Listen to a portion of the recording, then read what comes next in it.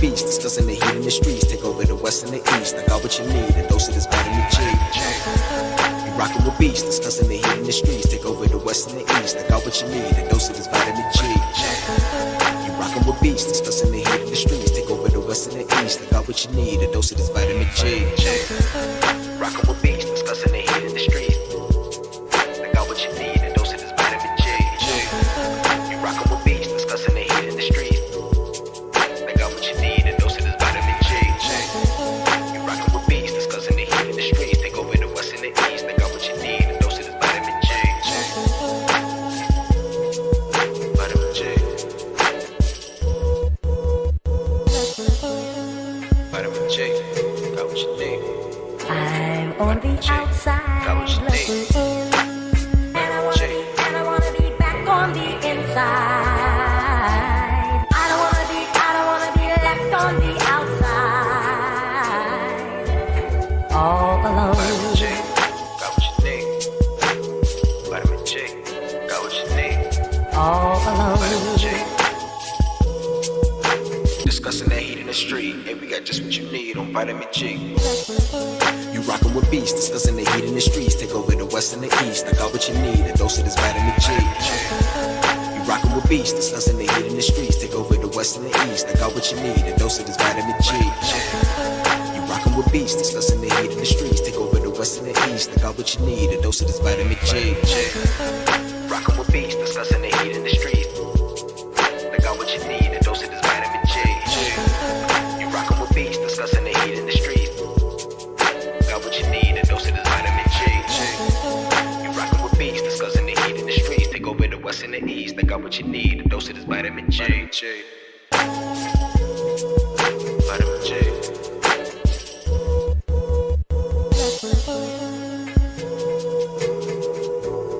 I'm on the outside looking in, and I wanna be back on the inside. I don't wanna be left on the outside, all alone.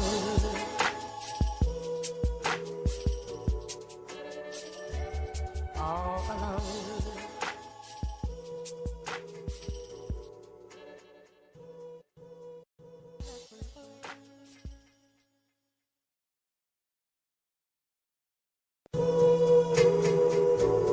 I'm on the outside looking in, and I wanna be back on the inside. I don't wanna be left on the outside, all alone. Vitamin G, got what you need. Vitamin G, got what All you need. alone. Vitamin G. Ay. You rockin' with beast, discussing the heat in the streets. Take over the west and the east. I got what you need, a dose of this vitamin G. You rockin' with beast, discussing the heat in the streets. Take over the west and the east. I got what you need, a dose of this vitamin G. You rockin' with beast, discussing the heat in the streets. Take over the west and the east. I got what you need, a dose of this vitamin G. Rockin' with beast, discussing the heat in the streets. I got what you need, a dose of this vitamin G. You rockin' with beast, discussing the heat in the streets. I got what you need, a dose of this vitamin G. You rockin' with beast, discussing the heat in the streets. Take over the west and the east. I got what you need, a dose of this vitamin G. Vitamin G. Vitamin G. Got what you need. I'm on the outside looking in, and I wanna be back on the inside. I don't wanna be left on the outside, all alone. Vitamin G, got what you need. Vitamin G, got what you need. All alone. Vitamin G. Hey, final round. I already know how I'm coming, man. Yeah. Try run the town. Tell no duck when they hear that sound. How they gon' come up now? Heavy as the head that'll wear that crown. I'm going pound for pound.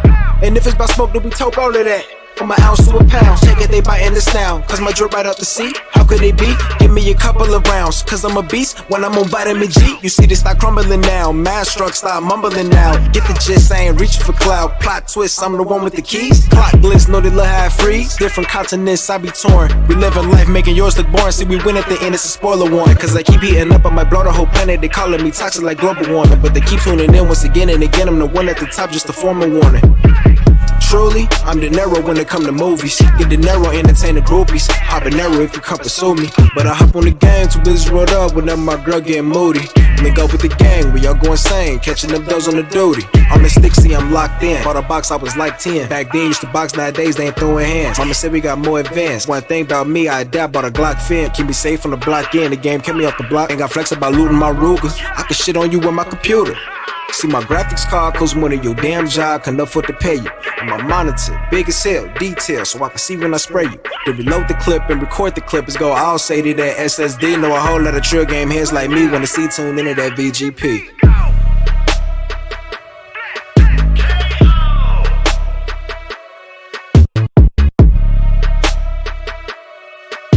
Take over the west and the east, and we got just what you need on Vitamin G.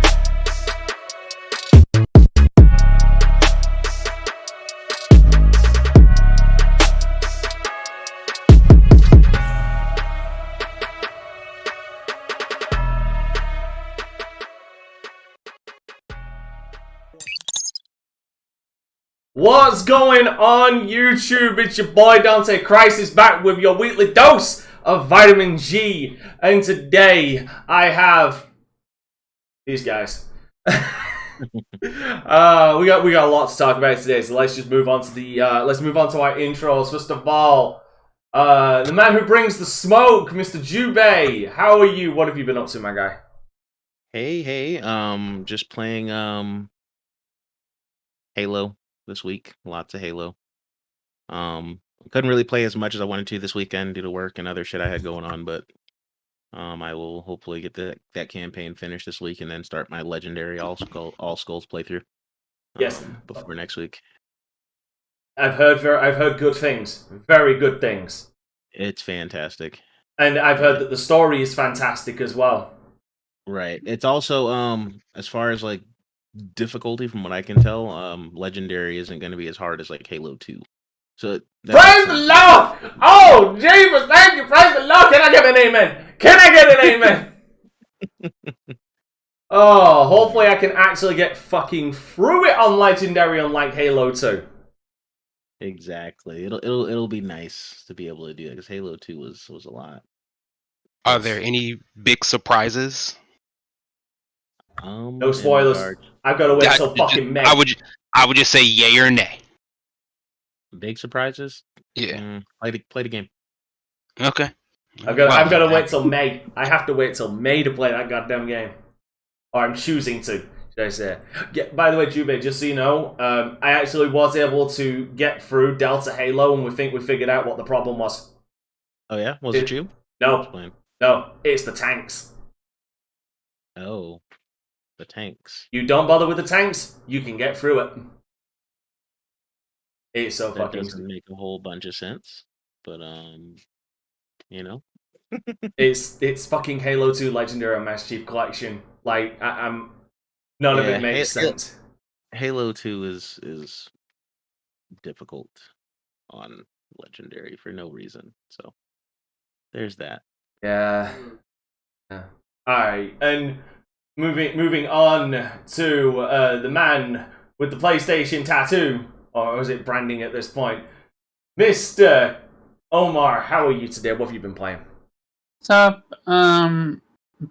Not a lot. My kitten was sick, so I had to take care of her the entire week in a way. aside from focusing on my podcast, focusing on my kitchen was the only thing that I've been doing. Other than that, yeah, no, crosscode, playing it a little bit here and there, and yeah, that's it. I hope you can't get us better, man. Yeah, she's better. Good, good. Thank you. Alright, and next to the man who I'm sure is pretty much sleeps with in Xbox pajamas, Mr. Pharaoh, what have you been up to, my guy? Aside from Halo and Madden. Not much. Yeah, I did the Madden stream. Did that Matrix tech demo. A lot of Scarlet I just played Nexus. it myself. What's your opinion about it? I think it looks gorgeous. Yeah.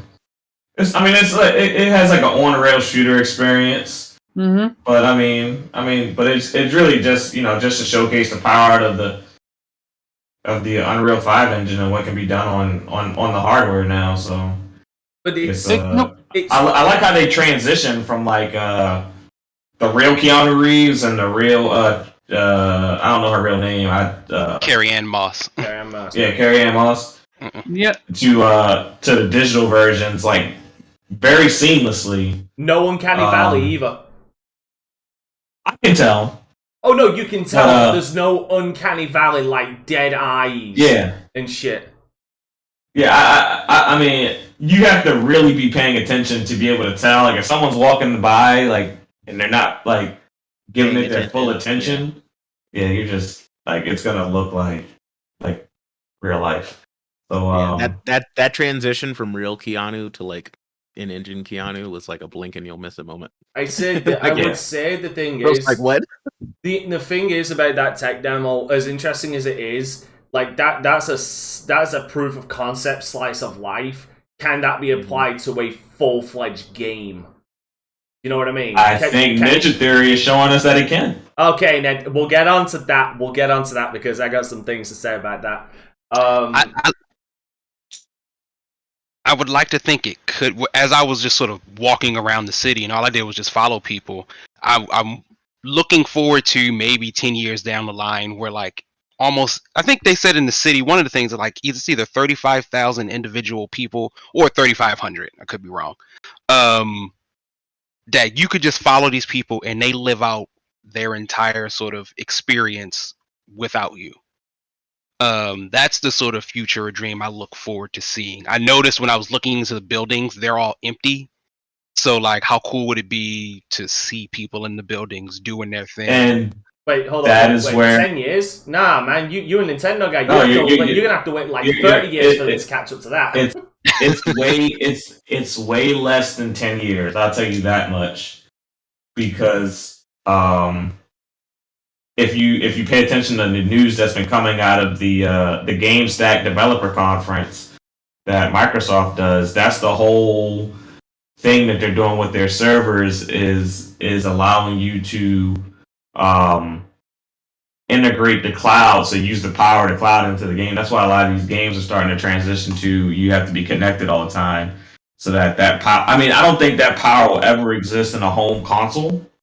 But it's gonna have to be through cloud computing, we're gonna start seeing that probably in the next 2 to 3 years. Or a really good PC. I don't think it. The amount of data your PC would have to hold to do that. Like it's not really a hardware power thing. That's a lot of data too. Unless they start making like 30 gig SSDs or something like that, like 30 terabyte SSDs. Alright, and moving on to the man who's going to do his whole intro in Japanese. Kofi, what have you been up to, my guy? Oh, he's here. こんばんは。 Nice. 元気ですか皆さん。おはようございます。非常に久しぶりだなというのを。 He's fucking playing the drone. Oh my god, I love it. All right, so it's been a long time, guys.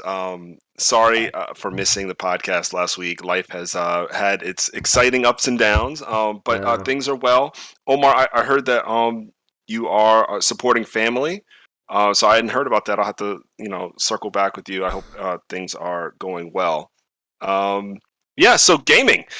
I have been playing shorter games since coming off of Trails from the last from 4 weeks ago, I think. Shorter games is the name of my game, and the first one I finished was called Tourist. It's the one that I'm sure Oh has yeah. been highlighted for its high scale resolution, right? 6K, 8K. Jesus. Finished that game. Really fun game, and apparently it's going to have a sequel. Okay. Oh. So, kind of spoiler alert, but when you get to the very end, there's a hint, hey, there's going to be a part 2 to this. So, definitely looking forward to the next Taurus game. Another game I just finished. Oh, shout out to you, Omar. I just finished Iconoclasts, which is really one of the best Metroidvania games ever. It's because every single boss is so different. And even, what hurts the game, in my opinion, is some of the dialogue is, it's kind of flat. The characters talk a lot. The but the dialogue story is yeah, not, it's like yeah. and you're I'm not moved I have not been with gonna some lie, other. I didn't follow the story that much. I'm being genuine. Yeah. But the gameplay is king. And the Gameplay and is the, so good. and the platforming, yeah. And everybody you need to use different moves to defeat it. Yeah.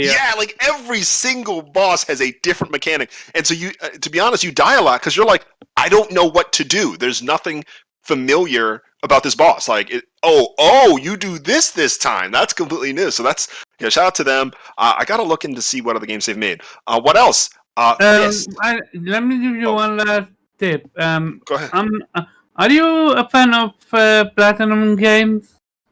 Oh yes. Yeah. Okay, well, good luck with this one, because you need to beat the entire game without dying while fighting from start to finish. What I mean Is by that the that challenge mode? Is that the challenge mode trophy? No, I don't. Yeah, I think it's the challenge mode. So what happened is you need to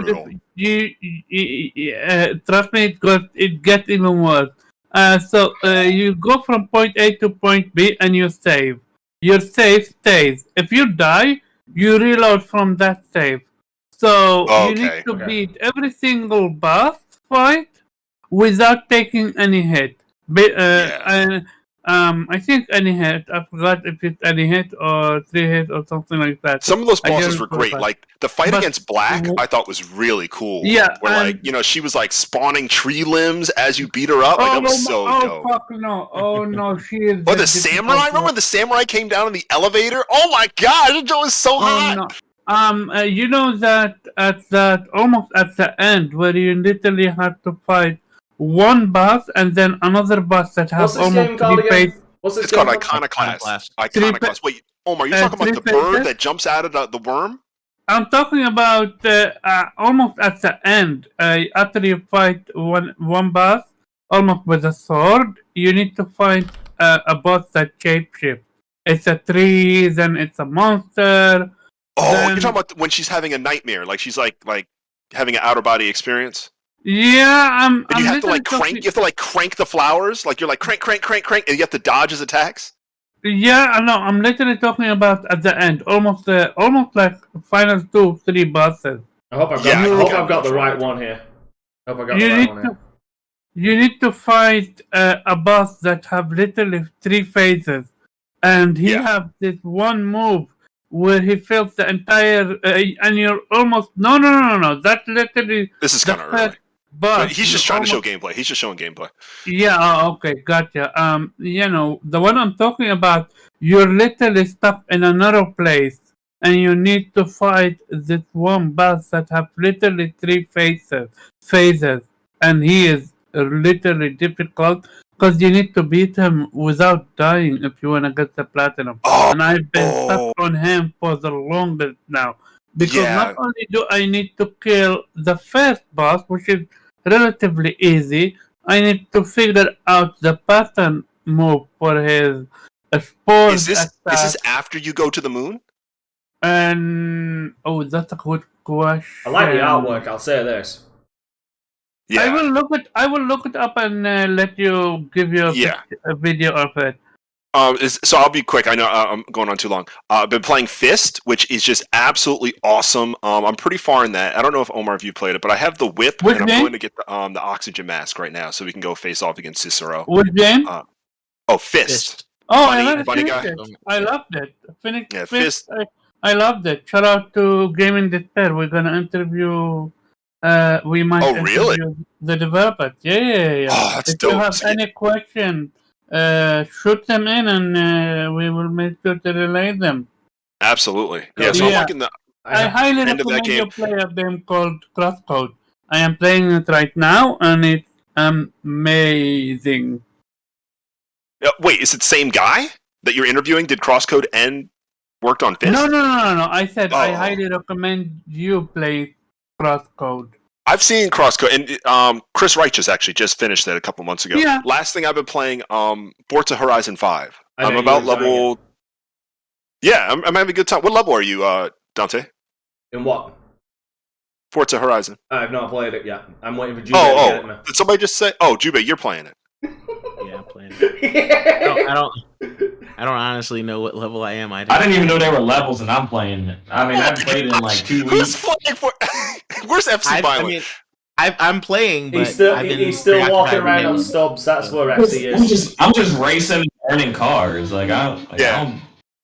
No, because so I know I'm like level 25-ish, which really isn't that far either. But I want really quick shout out to Forza Horizon. I love the collection of cars out there, and really quick, I love the reference to Initial D they had out there. I don't know if you guys have seen the mission where you have to do the downhill, and the guy who runs the group is they're called the Red Suns. I don't know if you guys know like the. Yes, I did do that one. When I saw that, I was like, "Yo, that's super dope, man!"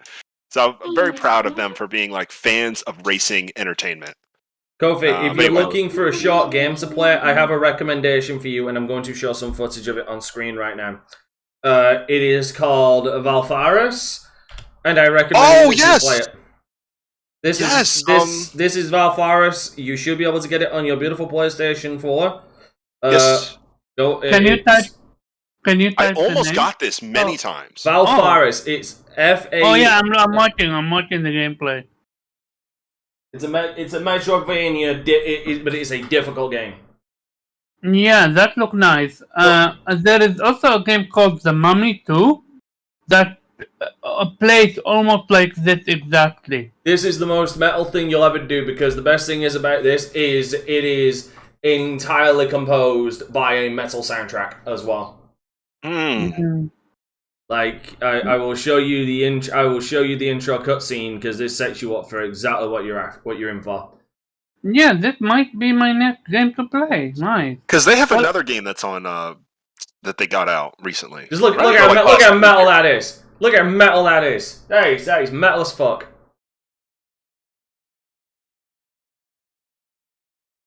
Yeah, I like this game has been on sale many times, and I've just not. It's just it always just ends up I don't get it. But. I truly wish there was some type of demo. I've been burned now a few times by games I bought thinking they were good, and then I forgot to say I also played the experience for the Matrix thing. But really quick, shout out to Level 5. I played the demo. Speaking of demos, Omar, to Megaton Musashi, which is like their new Gundam like mech game, by Level 5. It's really good. It's really good. It's Japanese only. Unfortunately. Yeah. It came out. By the way, you know what? It came out the same day as Shin Megami Tensei 5, which I think is like suicide. That's painful. It's like freaking suicide. It came literally November 11th in Japan. Yeah. But the game is really good. Like I'll tell you more about it because I've only played the demo for like an hour. Okay, Kofi. I'm gonna let you finish, but Zero needs to give his goddamn intro. Zero. Okay. What have you been up to? Oh, nothing. Just listen to Kofi, be excited about games, you know. I know. The huge. No, nothing much, man. I am still in the world of Last of Us. Probably about 10 to 12 hours into it. And every day my opinion sort of changes. My opinion on certain things change and shift within the game. So I'm enjoying it. I'm still a little. I like the people. Most enjoyable, depressing thing. See, I don't even think it's not. It's not so much depressing as like I keep having to fight the urge to ask the question, "Why are we here?" You will ask that even further through the game. Yeah, I just that's sort of my whole thing, and it's like. I was gonna say something, but I will not say it. I will leave it after you finish that game. Then I will explain. But then I will And- explain genuinely why you're here. Well, I mean, we're here because they wanted to continue the story. Like, so I don't want to levy criticism in that way. But because particularly Naughty Dog Where you has at? leaned into Where this. you at now? And, What? yeah, in the game. I'm curious. He's like halfway through. He said he's 13 hours in. That can't be. It can't be halfway. Yeah. I It's a just 30-hour game. The game is 25 to 30 hours generally. Yeah. Yeah, it's a 30-hour game. So then you're a like little. at that point. You're close to it. I just started playing with Abby. Okay. And your question is why we're here in the sense of why are you playing as Abby? No. I know exactly why we're playing as Abby. My question, it levies to my question of the story of The Last of Us as a whole. And what I mean is, like, why am I here once again with these people? I like Abby as a character. I don't particularly find her motivations compelling. Oh, interesting. And I think that is part of because Naughty Dog is trying to tell a very cinematic experience, but still being handicapped by video game things. Because we all know what, Abby's sort of major focus here is, but as a person who's gunned down many a NPC in various games, why particularly do I care about your problems? If you know what I mean, it's everyone in any game I've ever played probably has some level of like revenge tale that they would like to exact on the character I was playing as. It just doesn't strike well to me in that sense. But I think that's just a push and pull of a video game narrative versus a movie narrative. Because I'm viewing this as more of a cinematic one when I probably need to be stepping back and like recognizing this as a game, and that's what it is. They got caught up in that HBO deal. That's all it is. It is so, and it'll be fascinating, right?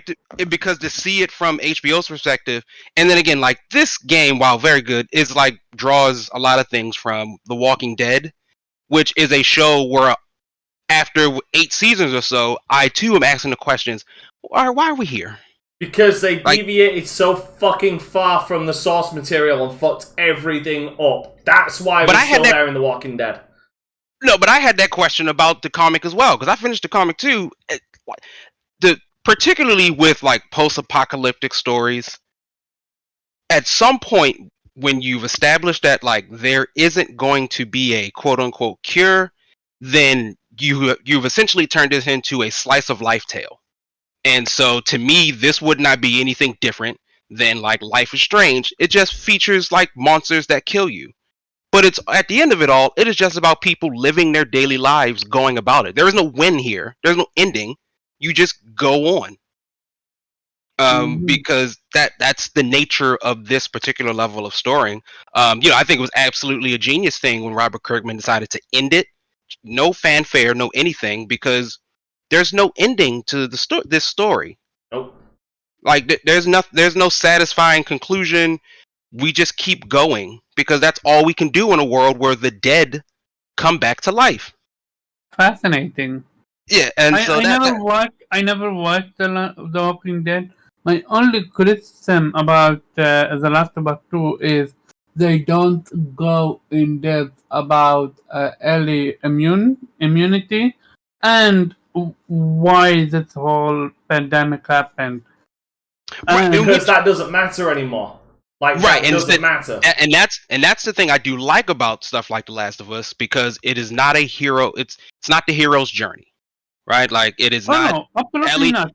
Yeah, Ellie and Joel aren't Luke and Leia or anybody else who's important. No, They're just two people swept up. You will with Abby's story. You will. Yeah, it will be different. Yeah, I know. Yeah, but like the fate of the world does not rest in their hands. They're just a bunch of regular schmucks. No, but they try and make Abby's story a hero story. Yeah. So I'm just like, all right. And again, I knew this going in I would have these issues. I still like the game. Like I'm happy to be back with Ellie because she's one of my favorite video game characters. I love. So you side more with Ellie. I side more with Abby. I don't necessarily. It's not a side. I haven't really particularly picked a side. I've spent more time with Ellie. Like I've just known her longer. Just So enjoy your gameplay with Epic, and you're gonna see. Enjoy. yeah, like I just like her. She's fun. Mhm. I always liked her interaction. She was a lot younger. Now she's like much older and broken and mean, and I kind of like mean Ellie. So that's cool.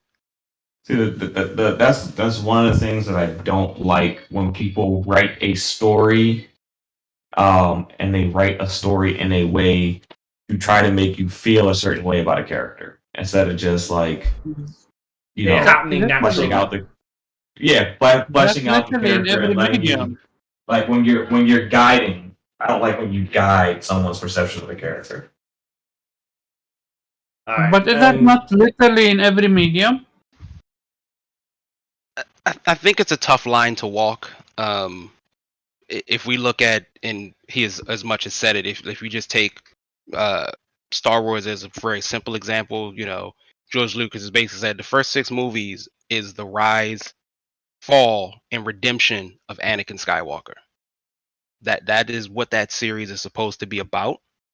And so if you look at it from that perspective, like it kind of is. Like you see him raised to the Jedi, turned into a Sith, and then inevitably like saving himself by saving his son, and turning against the Emperor, which I guess to Pharaoh's point, we aren't particularly led in that direction.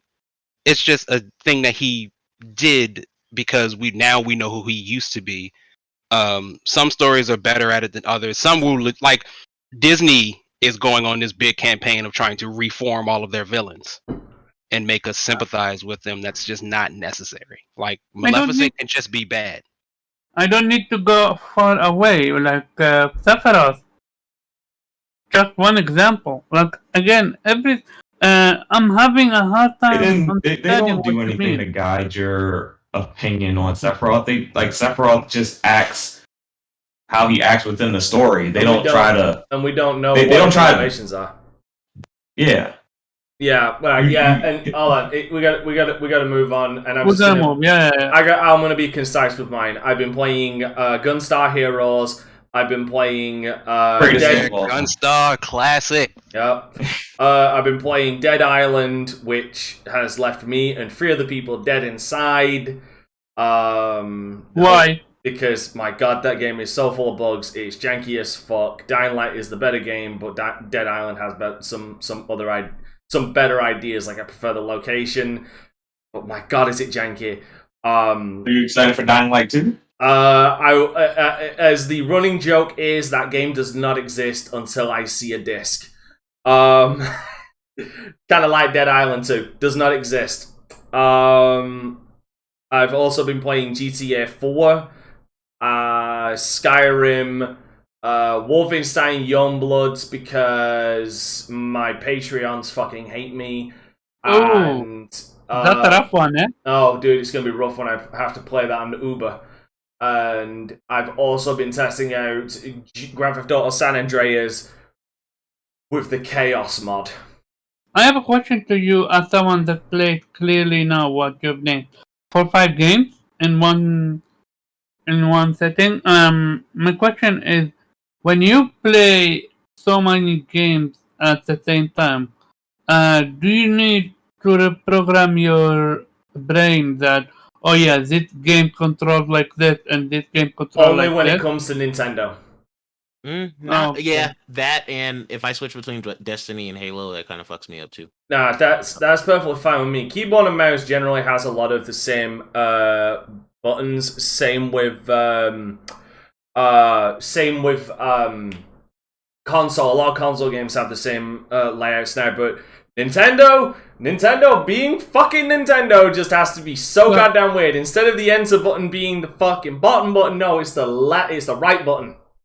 So Devil May Cry, like a game like Devil May Cry versus a game like what's called Dark Souls, plays the same when it comes to controller. Kind of, yeah. In some Patron instances, yeah. Like because like it's because a lot of the movement. It feel like not if we're talking from how a game feels and plays. is No. that's I'm different. literally But talking as about far as controls, buttons. they're easier to remember when Nintendo just switches everything up. That's the only time I have problems remembering the controls for a game. I mean, for fuck's sake, I play 7 games a week. I've just been going hard at it this week because I need to unlock Uber in case my Patrons decide that I will be playing Wolfenstein Youngbloods on Uber. The other game I've been playing, now that it's out of early access, is GTFO. Hey. What's that? Get the fuck out. It is from a developer called 10 Cylinders, I believe, or 10 Chambers. They are ex developers from Overkill Games.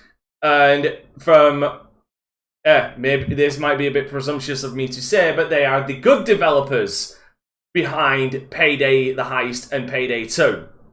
Oh. And GTFO is fucking brutal. Like, it's simple in its execution, but this game will bend you over and have its way with you. No lube involved. Like, Okay. I got through the first one and the first rundown, the second, relatively with no problems. The moment we went into B2, which is the second area of the second rundown, we just hit a brick fucking wall. We were at it for 2.5 hours. B2 or B1? This one is B1. You can see it in the top right, top left. Sorry. So the idea is it's a 4-person co-op game, and co-op is the way you should play this. Like, this is probably one of the most intensive, like, high emphasis on teamwork games I've played in recent memory, actually. It is like I've had my eye on this game for about 3 years now, but the thing is it's been in early access, and I have sworn off, unless it is something really fucking outstanding or something I've been really looking forward to, like Killing Floor 2. I tend to stay away from early access games because, or unless my viewers pretty much just fucking peer pressure me into it, like 7 Days to Die.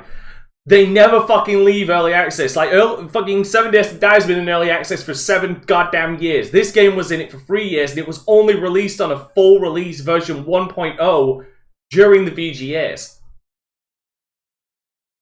So I finally got it. It's fun. Can't wait to go back to it. But my God, am I not looking forward to the suffering. Like, you need, and my preference is, you need competent teammates.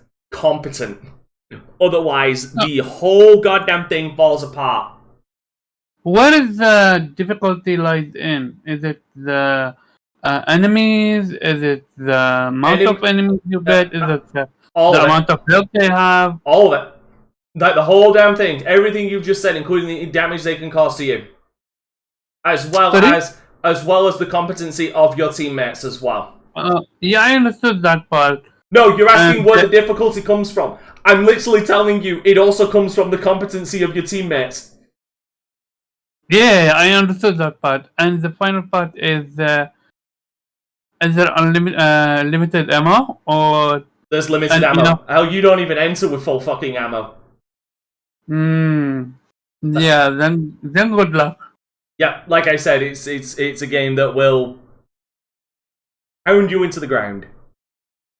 But anyway, speaking of games that were released during the VGAs, gentlemen, let us talk about this. The games was announced during the VGAs because, fuck, we got 30 of them. Or hereabouts. Like, we got information on new games, we got new games. I say let's start it all off with one that Omar clearly is going to hate. Let's talk about the Suicide Squad. So we actually got a lot more from this. We definitely got some. We got more of this. We got more shown, and honestly, the character models in this game do look really good. This should be running in. Yep, it's running in 2K. Wait, 2160. That's 2K, isn't it? 2160 is 4K, bro. Okay, it's running in 4K. Okay, this trailer's running in 4K 60. This game looked good.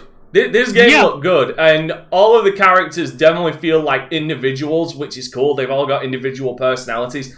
they definitely spoil a lot more of this game. Like, it's called Suicide Squad Kill the Justice League, but I don't think we're actually going to be killing them because they are controlled by Brainiac. Clearly. I think what's gonna happen, there's now a leaked or rumor that when you defeat them, they're gonna join you and gonna be able to play as them. If that's the case, then that's fucking sweet. That would be awesome as Dude, fuck. fuck. Oh, god damn it. Rocksteady can't escape Batman, can they? They can't fucking escape Batman. I really didn't think this was going to show well. This game looked great, and I mean, it's Rocksteady. It was always going to show well.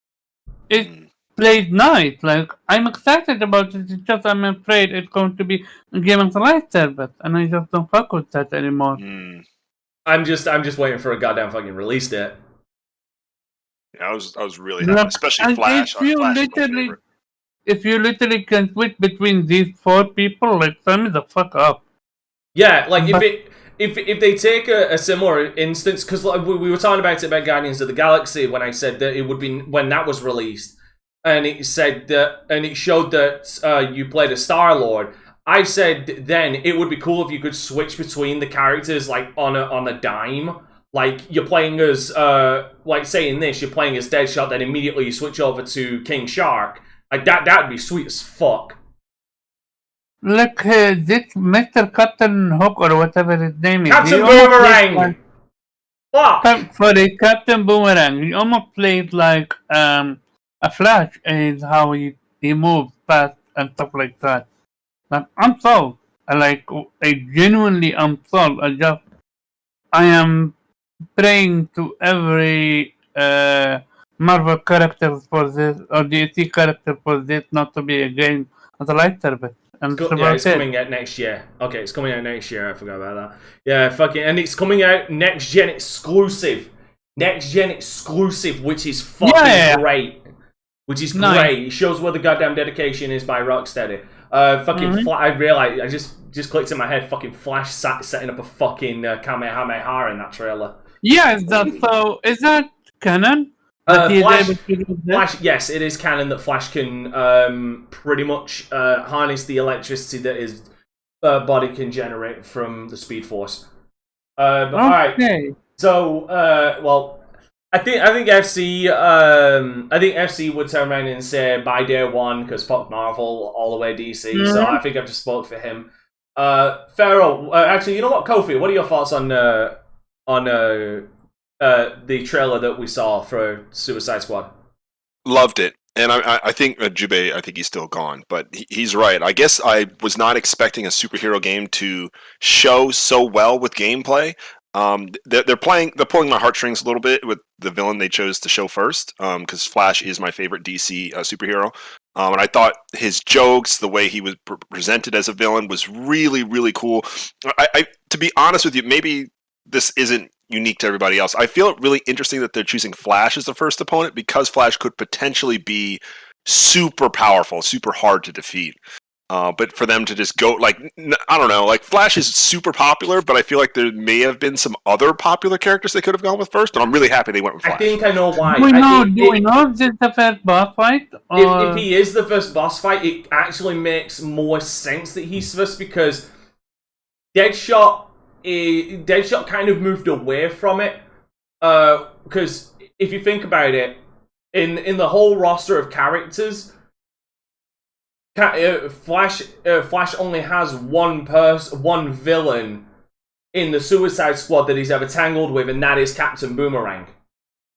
I see what you're saying. Batman has tangled with Deadshot, with Harley Quinn, and I think he's gone against King Shark a couple of times. So it makes sense for them to pair up the one superhero whose villain is on the Suicide Squad, because Captain Boomerang's never had any real crossover with Wonder Woman, Superman, or anybody else. It's been predominantly the Flash. Yeah. So, I mean, like, barring... I don't know what the game will end up be as a service or not, but gameplay-wise, I went from... When this game was first announced, even though it was Rocksteady, I was just like, whatever. I really thought it was going to be the next generic game to come out that we'd all forget about. But after seeing the gameplay, I'm like, wow. Definitely on my radar. Just hope it doesn't come out around, 8 other games I want. Yeah, I can agree with that. That's the power of gameplay, yeah? I'm just hoping that it isn't like other other multiplayer hero games like Avengers and seemingly what Gotham Knights is going to be, where everybody's a level, like all enemies are like level 10 and you're only level 5, so they're going to fucking stomp you. I want equal playing ground. I want to feel like Deadshot is flying around in a single fucking headshot by Deadshot is going to kill a motherfucker. That would be nice. That's what I'm hoping for. Pharaoh, what are your thoughts on the Suicide Squad? I thought Suicide Squad looked really good. Very interesting. I'm looking forward to checking it out. Like I like the whole Flash thing. The Kamehameha thing was kind of cool, or Hadoken, whatever you want to call it. Yeah, I mean, I think NetherRealm is very comfortable with their IP and how they want to use it, and NetherRealm, they take calculated risk. So I mean, I feel really good about what they're doing. Bro, I think you got it twisted there. Why did you bring up NetherRealms? Hold on, NetherRealm was the Wonder Woman. No, Monolith was Wonder Woman. Wait, Monolith? Bro, YouTube. Monolith was Wonder Woman. Rocksteady is doing this. Yeah, it's Rocksteady. Well, mainly WB Games, but funny, I got the wrong studio, but yeah. I think they're very comfortable with what they do with their games, and I think they have done a really good job the past, like pretty much since they started doing the Batman series. I feel like they've been doing a pretty good job. So enough. Zero, what are your thoughts, Zero? I am greatly excited for this game. It looks fantastic. I will stand on this in the same way that I stood on Guardians. And that this is going to be a particularly fantastic game because it does the one thing that pretty much most comic book games should do, and it feels like a comic book. The Suicide Squad have always been sort of fun and ragtag. I think showing Flash is an excellent thing to do because he is the most disposable of your shit. What? Not disposable of your trump cards. Meaning, like, everybody knows who the Flash is. We've all seen Justice League the movie. Everybody's aware of him. Putting in Cyborg, they're definitely not going to put in one of the big three. They already did though. They did it in the first trailer. We know they're there because the Justice League is there, but the focus is this one was the focus is on Flash. Now, unless what they do is a series of adverts where we see them fighting each one of them. Yeah, we might. Yeah, that's most likely what we will see. Because I don't know which Justice League. I mean, I guess we're dealing with the very typical Justice League. We're dealing with just like Justice League Prime. So I guess it's the 7. Yeah, we'll see. We'll definitely see Green Lantern at one point. Aquaman, Wonder Woman, Batman, Superman. Like I said, we've already seen. He was in the very first trailer. Yeah, and I guess Cyborg. I feel like depending on how they want to do it. Yeah, maybe. So I won't be long. I look forward to it. The writing looks great. I actually have to look up who's writing this because I think it's some actual Suicide Squad comic writers. Hopefully, it's the ones from New 52 because the other ones. I can't wait for this. They actually made Harley Quinn fun to play with. Actually, you know what, Omar? Continue that thought. Continue with your thoughts.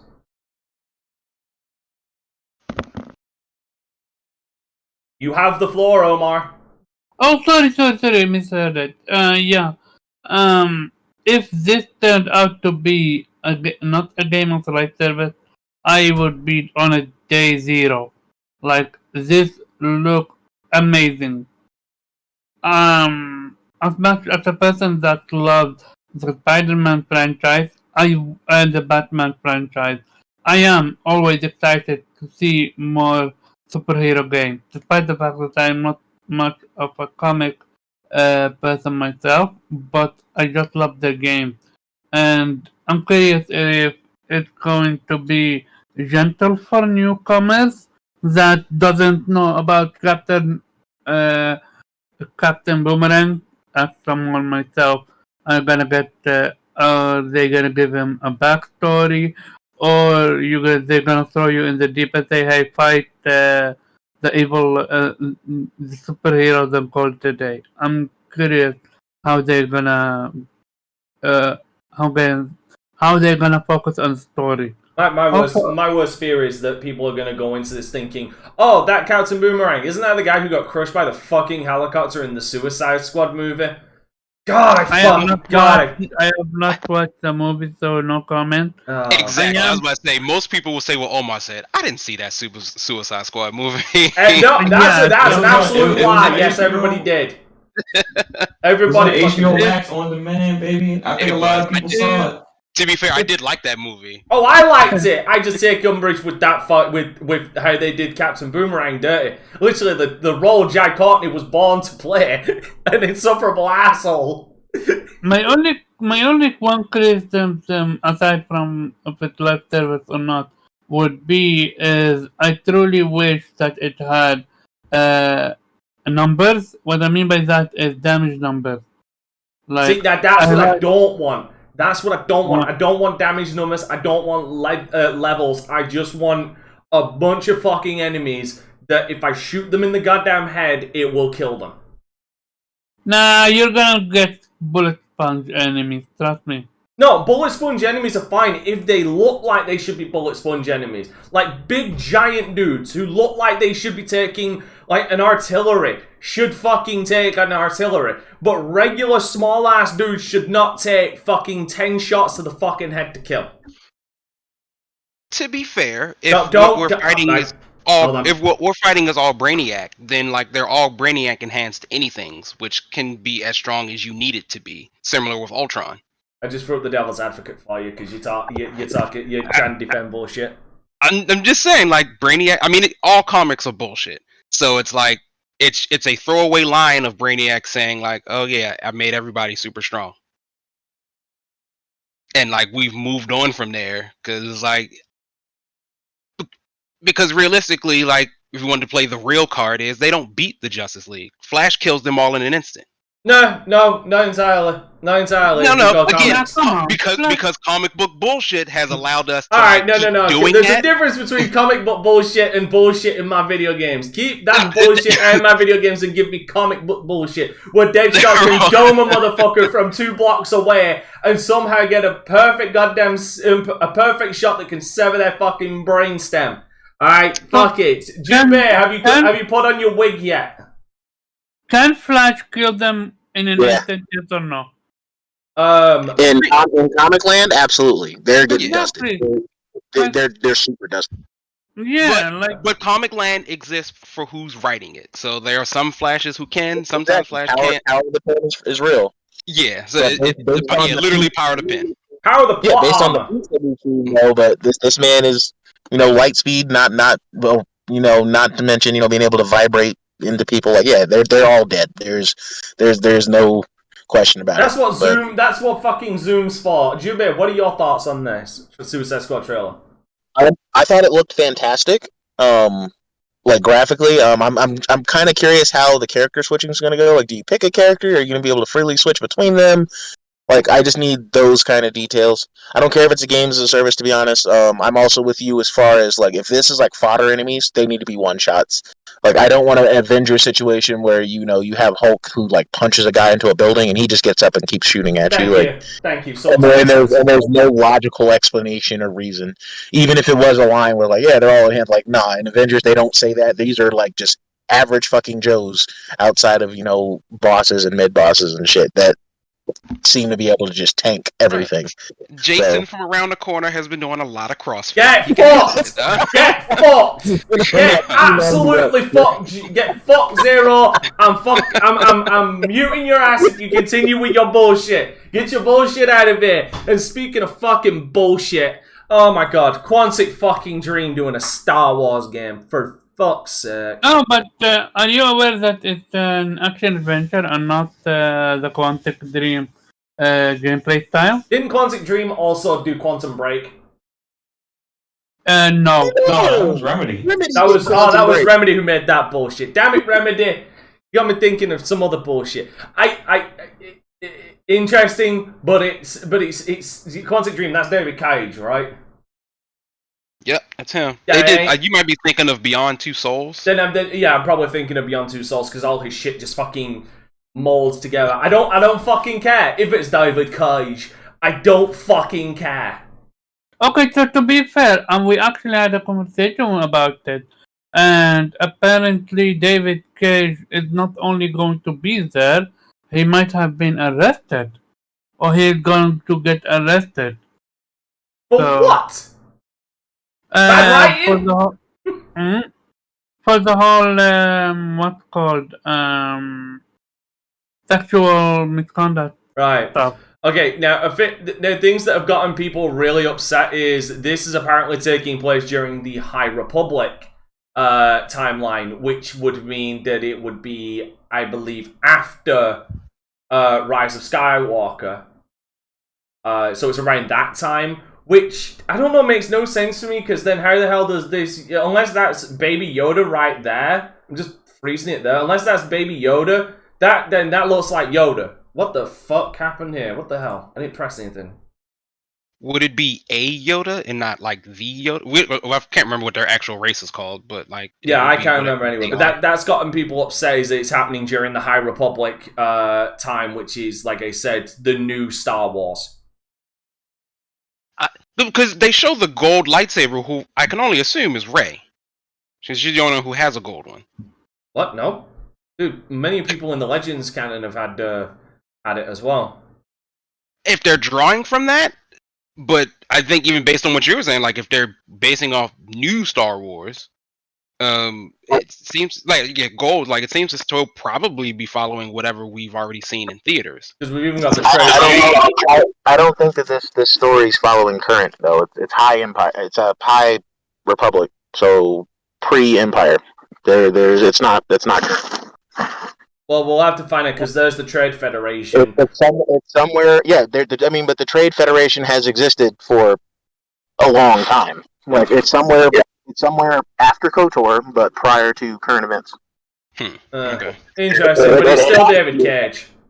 For episode 1, also, there's a Trade Federation has been a problem in Republic space for thousands of years. Like, I mean, it's been around. Yeah. So, I mean, it's a nice CG trailer. There's not really much to fucking say about it. I think we can all agree there. But if anybody has anything to say, well, you can give your thoughts. But again, it's Quantic Dream. I don't care if it's a goddamn fucking action adventure. It's still David Cage's fucking writing, so it's gonna be shite. Are you gonna play it or no? Fuck no, I'm not gonna play it. I have fucking standards. I have not played a David Cage game since... Fuck, I think Heavy Rain. Even if David Cage would not have to do anything with it? Then I might give it a fucking chance. Maybe I will see how it reviews. Detroit was okay. Fuck off. That was some pandering ass bullshit and you know it. If he can keep his heavy-handedness and pandering in check, if he is involved, it'll be fine. I heard Detroit is a great game. Genuine. I mean, it's fine, but it is very heavy-handed. It looks nice, but it's it's so heavy-handed. It's like a goddamn fucking wrecking ball came through and smacked you in the damn face. What's heavy hand? What's the to put it simply, slavery bad. The game Detroit is essentially more or less about slavery. It's an allegory. It's an allegory for slavery, but it takes it to such a ludicrous goddamn degree that it becomes fucking parody. But is that a bad thing to be? No. There's a different, like we're talking about, heavy-handed. It becomes so heavy-handed that the message kind of gets lost in all of the bad writing, and just ends up becoming a parody. Gotcha. Like, and this is genuine. The only good fucking story that they should have stuck with was Connor.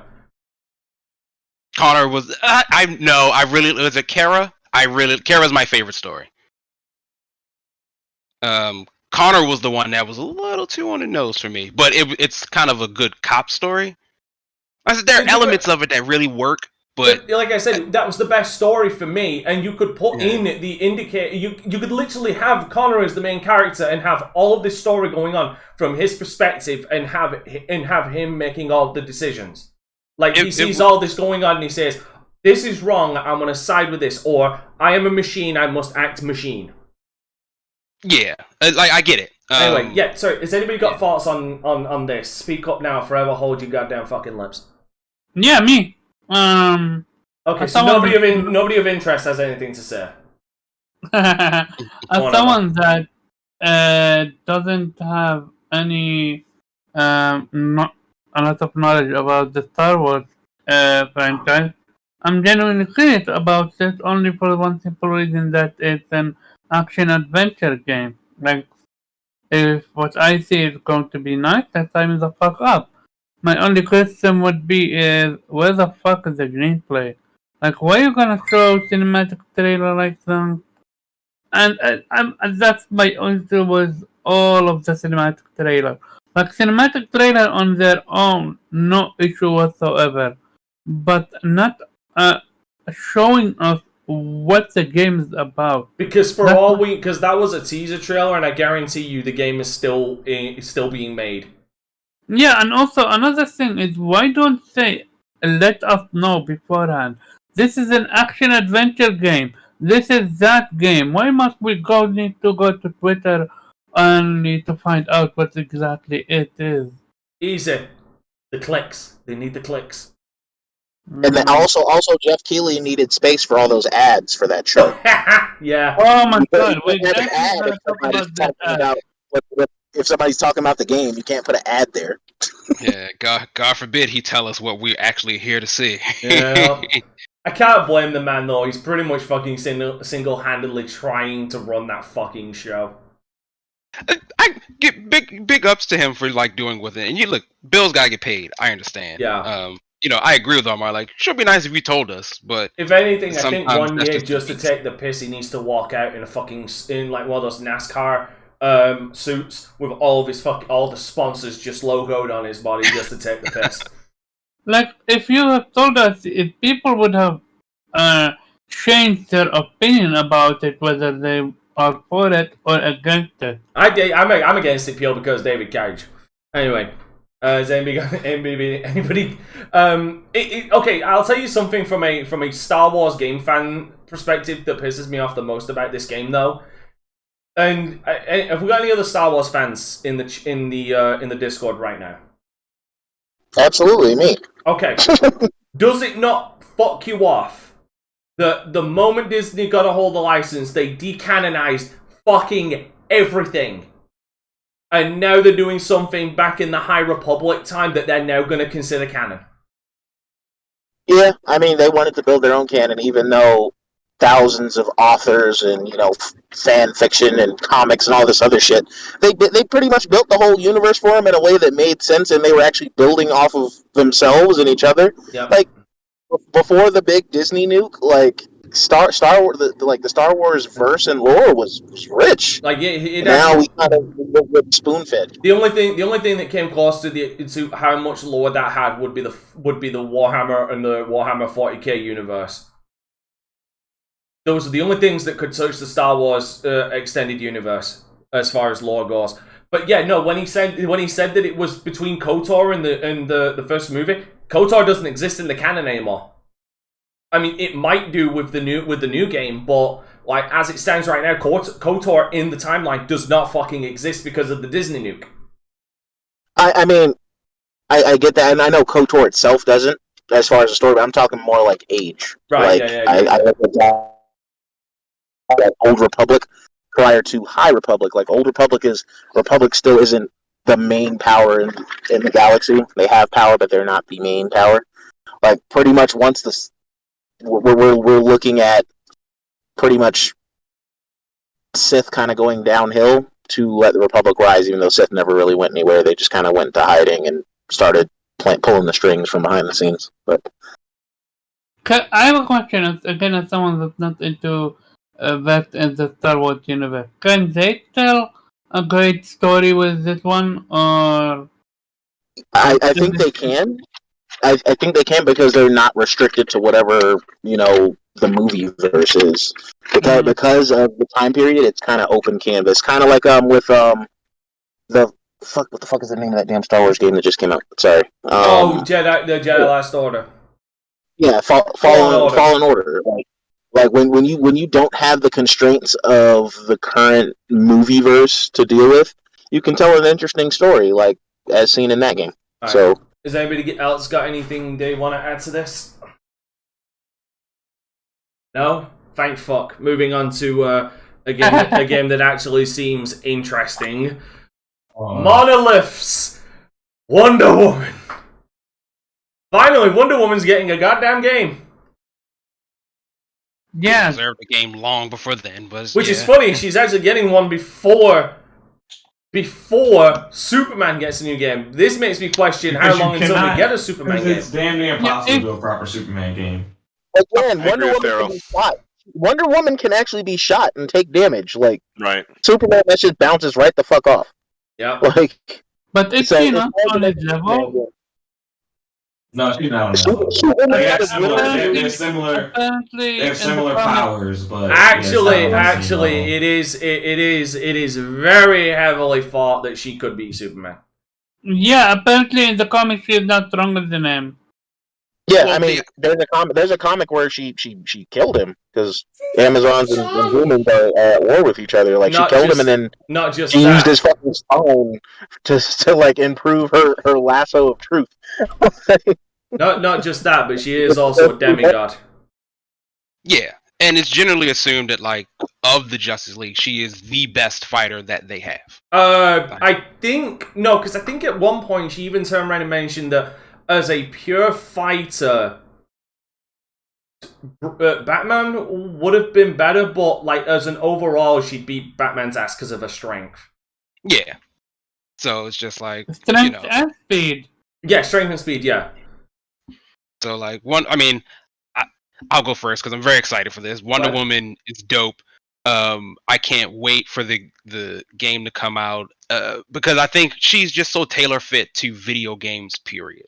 Like, she's already got the sword, she's already got the shield, she's already got the whip. 3 weapons we've seen in basically dozens upon dozens of action adventure games. She is just so perfectly like suited to have her on game, more so than I think a lot of other heroes. Motherfucking Green Lantern got a game before her. Green Lantern got a game. Well, that's Ryan Reynolds' effect, because that wasn't that Ryan Reynolds' Green Lantern game? Yeah, it was. That was terrible. Less we speak about that, the better. And of course, the huge news, the Nemesis system, which, I was playing Shadow of Mordor during the pandemic. Because I'm a huge Lord of the Rings nerd, but the Nemesis system is fantastic, man. It's just so cool in the way they implemented it, and I'd be very interested to see how they do it with Wonder Woman. Yeah. Because I don't think it's going to work in the same way it does, or it can't work in the same way it does with Lord of the Rings, where you watch these orcs rise and fall in power, and they betray each other or help each other and build upon they have their own separate stories going on that you sort of jump into. I don't know how that's going to work for Wonder Woman, but I look forward to it. Can I just turn around and say it's still cunty that WB put a goddamn fucking copyright on that system? I have a question. Yeah. Are they not restricted? Is she not restricted when it comes to skill? Or does she have a lot of skill? Oh, Wonder Woman has a lot of skills. Yeah. And it all depends on where they start her in the story. I think if what you're asking, Omar, like, does she come out the gate with everything? Or are we starting her at the beginning and it's like, oh, well, I've learned how to do, this move and this fucking move. origin story. Or, I mean, unfortunately, it might run the same. The best I can think of is like Kratos, right? Like, who I think even in the first God of War had all his skills, but he sort of had to learn new ones because he was getting help, but he was already like kind of that dude at the beginning. No, he was getting all his shit given to him by all the gods, and then in the fucking second game he got killed and depowered, and then had to learn a bunch of new shit because he forgot his old shit. Yeah, or like, I mean, the new God of War, where he knows all his old shit and like he's still learning new stuff. Yeah, that analogy works better. Yeah. Sorry, I thought you were talking about God of War 1. Jesus, sorry. But Like, this, maybe ladies and gentlemen, this is why gaming historians of the future will fucking hate us. They will look back and curse our goddamn names because we name the 4th installment of a fucking franchise the same fucking name as the very first game. Sorry, go on. which game is it? God of War. God of War. Oh yeah, that I don't understand why they called it God of War. Even if you wanna soft reboot it, at least call it God of War Greek or It's not, God it's of not even War a fucking something. soft reboot. That's the No, sounding thing. mythology something. Anybody else? Anything they want to say, or is Zero done gushing off Wonder Woman? What I don't want is you magically lost all your items, and now you got to go do a quest to get your lasso of truth. Oh, yeah, You don't want the Samus Aran. You don't want the Samus Aran effect. No, I'm like that's. I don't want the Link effect where every fucking game it's like. Okay. In fairness, I mean, I get there's a valid reason in Zelda why that happens because it's a different link each time. If anything, like I said, the Samus Aran effect is a better way to put it because it's the same fucking woman losing her fucking powers every single fucking game. Yeah, and you have to go. Yeah, I don't want to do menial shit for just her base set. I'd like to be able to expand on that set. Like, give me the lasso and then let me learn new moves with the lasso. Like, you feel me? Like, oh shit, let me work up to that. But don't make me have to go do a quest to get the damn lasso. You just made me realize something. We might be building a fucking army in this game. An army of Amazons or what? I don't know, but if you think about it, the lasso of truth could make somebody fucking come over to your side. They could do the same thing they did in Shadow of War and Shadow of Mordor, where he fucking brands them, but Wonder Woman does it with her lasso instead. I could see that. And then as far as the Nemesis system, like, who's going to be the big bad? I mean, Cheetah's going to be there, but what enemies are going to be implemented? Ares is going to be the big bad. Ares is going to be the final boss. But what enemies are going to be implementing the Nemesis system, though? It could be Ares minions, denizens of the underworld.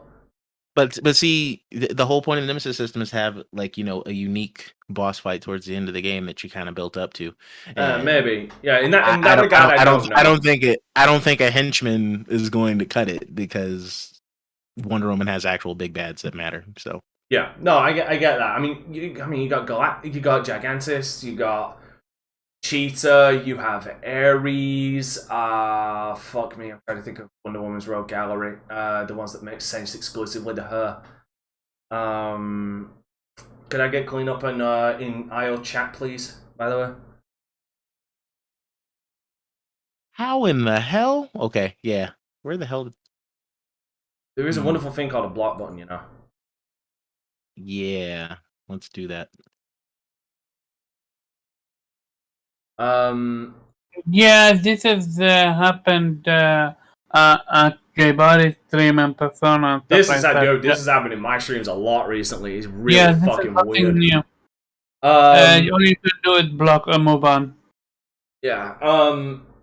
But yeah, I mean, it'd be interesting to see what villains. I get the feeling that it is just going to be a bunch of henchmen with one main villain. I'm thinking they might start with Ares, the god of war. By the way, can you mod me so I can block them? I can't mod you. Whoever's running through the fucking VGP can. I think that's. Gotcha. I'm signed in right now. Yeah. Anybody else got anything they want to add to this? Yeah, I'm genuinely interested into seeing how they're gonna pull it off because I know Wonder Woman have her airplane that's invisible. As Stevie Wonder once said in an ERB. Yeah. Nothing would be funnier than not being able to see how stupid you look in your airplane. I'm genuinely curious how the gameplay is going to be in the sense of like with the lasso, you're gonna be able to do a lot of cool tricks and combos and stuff like that.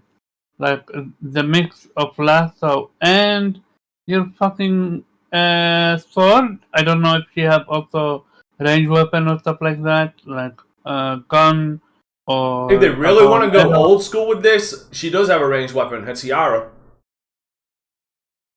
Oh yeah, her tiara. So yeah,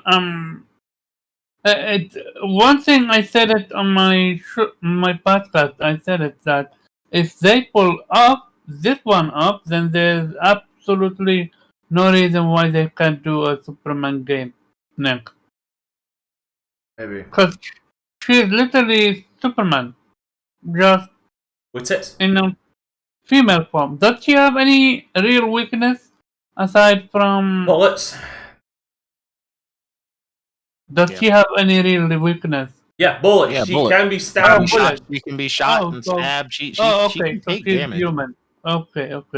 Yeah, she's. I mean, she's a demigod, but like if somebody's strong enough, like to hit her with like a melee weapon that could cut her, yeah, it would probably cut her. So And it's been shown she's been shot. So if she can. So how the fuck can she be Superman? Because she can take a fucking punch. Okay. Again, as Zero said, comic book bullshit. Alright. But let's move on to this next one. This is one that I know a couple of people here are excited for.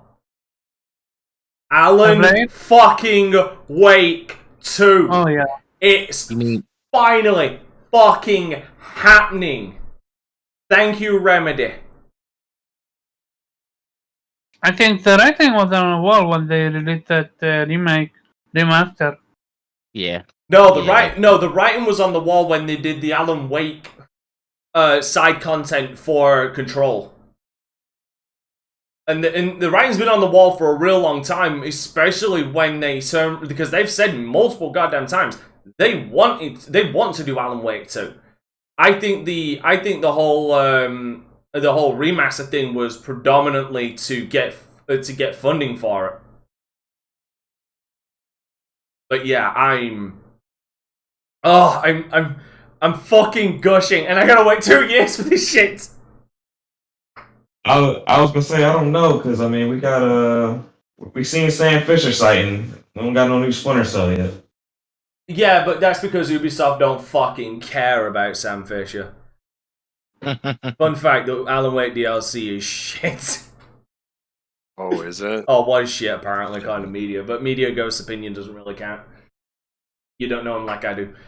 By the way, next gen only as well, which is fucking godsend. Yeah. Love that too. And I'm really happy for them. I feel like we've seen some games that are next gen only, and they don't. We got to see if they actually put resources to really make it next gen only. Forspoken. Well, Remedy's got some cool stuff mid-spoken. going on already. Well, Remedy's been pushing. Look, I mean, to be fair, Remedy's been. I'll let Kofi continue on his spot, but Remedy's been trying to push like their technology forward. Yeah. Like, especially with Control, when you look at Control, they've been trying to push forward. They were just kind of hampered by the technology of the time, if you think about it. Like, they were one of the few that were trying to push, like, really good-looking ray tracing, but, like, the technology at the time just didn't really fucking hold it up. And I think their physics are pretty cool, too. I think, like, when Alan Wake 2, I was on a live stream watching it. I came back because I was away for a while, and when it was on the screen, I was shocked. But I love the idea, and I want Alan Wake 2 to be its own story and not rely on other things. But being a shared story with Control's world, I think brings a weight to this universe that they have that could be really compelling. Now, I'm not talking about, like Alan Wake and the main chick from Control need to meet and all that stuff. But I think it just allows, it raises my interest in Control because I haven't finished that game. Yeah, I'm super excited. That's the one game I think. Can I throw a minor spoiler your way then, Kofi? What's that? The world of Control, as interpreted by me from the Alan Wake DLC, the world of Control is actually a world created by Alan. Oh, interesting. It was. I thought it only played in the same universe. I didn't know they created it. Okay. Alan wrote. So you know how they mentioned in Alan Wake that the darkness has a way of manipulating and changing reality itself? Yep. Alan is using his writing from within the darkness and created the whole scenario of Control as a way to be able to get help from from my interpretation, help from the outside to get out.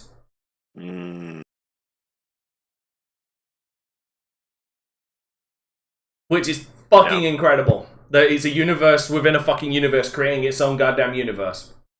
Yeah, there's one visual novel I know that has done that. Sounds like they're trying to get an HBO special too. We talking visual novels? Like no, dude, I'd be down for, dude, I'm not kidding. I'd be down for an Alan Wake TV show. Oh shoot, what's the there's what is it called? There's a very popular like murder mystery visual novel that is a book in another oh shoot, I can't remember what it's called. Not Danganronpa, is Higurashi. Higurashi.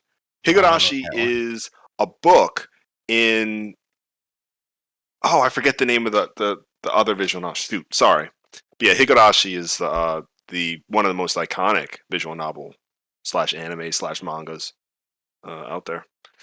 But anyway, has anybody got anything else to talk about the greatness of Alan Wake 2 finally being announced? And it looks like they got the same actor as well again. Great. Yeah. Oh. Can Remedy pull off a survival horror game like they're trying to? Because it's kind of different, yeah. Yeah, they are going this because like the first one was like the loosest survival horror, but this one they've turned around and said full on this will be survival horror. I would not put it past them. Like they've shown that they can pull off multiple genres. I mean, you had the Max Payne games, which were noir action games. You had Alan Wake, which was, I mean, it was a survival horror light. We'll be generous and say that. Then you had like your full blown what the fuck acid trip action game in Control. So the less said about Quantum Break, the better. We've proven that Remedy can't do TV shows. Yeah, but I mean, I liked Quantum Break as a game. I enjoyed it. I 100%ed it. No account for taste these days, I guess. Sorry, I'm roasting everybody. I'm sorry, Jubei. I'm sorry. I'll tone it back. I'm sorry. I'm on everybody's case today. I am sorry. Shit. Anyway, yes, I would not put it past that he's planning my murder. You can see it. I would not put it past Remedy to be able to pull off a survival horror game. Yeah, like I said, here's hoping. I mean, it shouldn't be about money and resources now at this point. They should be able to get it done. So, hopefully they can pull it off, and hopefully it's worth our time. I'm just hoping it sells well. Because, I mean, I like Remedy, but their games have had a history of not selling, like, gangbusters. But look at the you gotta also look at the marketing for it. Like, I mean, Control kind of got marketed a little bit better than some of their other titles outside of Max Payne. True. But, like... And they made good money off Alan Control, Wake right? wasn't super, advertised like that. Like, it was very neat. It was like, if you knew about it, it was like a cult classic kind of thing. Yeah. But didn't they come out and their budget for Control was like really well thought out? Yes. And then they got a deal, right? Because Epic paid them or something, right? Too. So they were like, not so sure about that one. Isn't it that Epic acquired them or no? They paid them Epic didn't. No one's acquired Remedy. They're still independent. I think they might have done that. That they might have gotten like some investment capital from a company. Yeah, maybe it was just partial. Yeah, not like a full like acquisition, but more like when Tencent throws money into a company for a stake, but not a controlling stake. Hold on, wait a minute. The best thing is they actually have. Remedy's down in the stocks. Shit. they're minus 1.48. Jesus. Now as far as like investors, I'm not seeing anything on investors here. But yeah, I mean, God, the announcement of Alan Wake 2, they're like. Was a couple of days ago. They saw a bit of an uptick, but yeah, that as of today, 13th of the 12th, they're down to like 35.95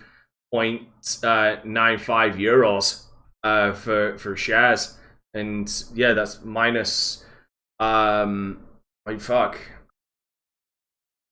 Does anybody have anything else to add about the Alan Wake 2 announcement? Good. No, we're good. Okay, right. Give me a moment because I'm just fucking. Question: is it next gen only or Yes, current next- gen it's as well? next gen. Yes, only. action on. Oh, that's really interesting. Oh.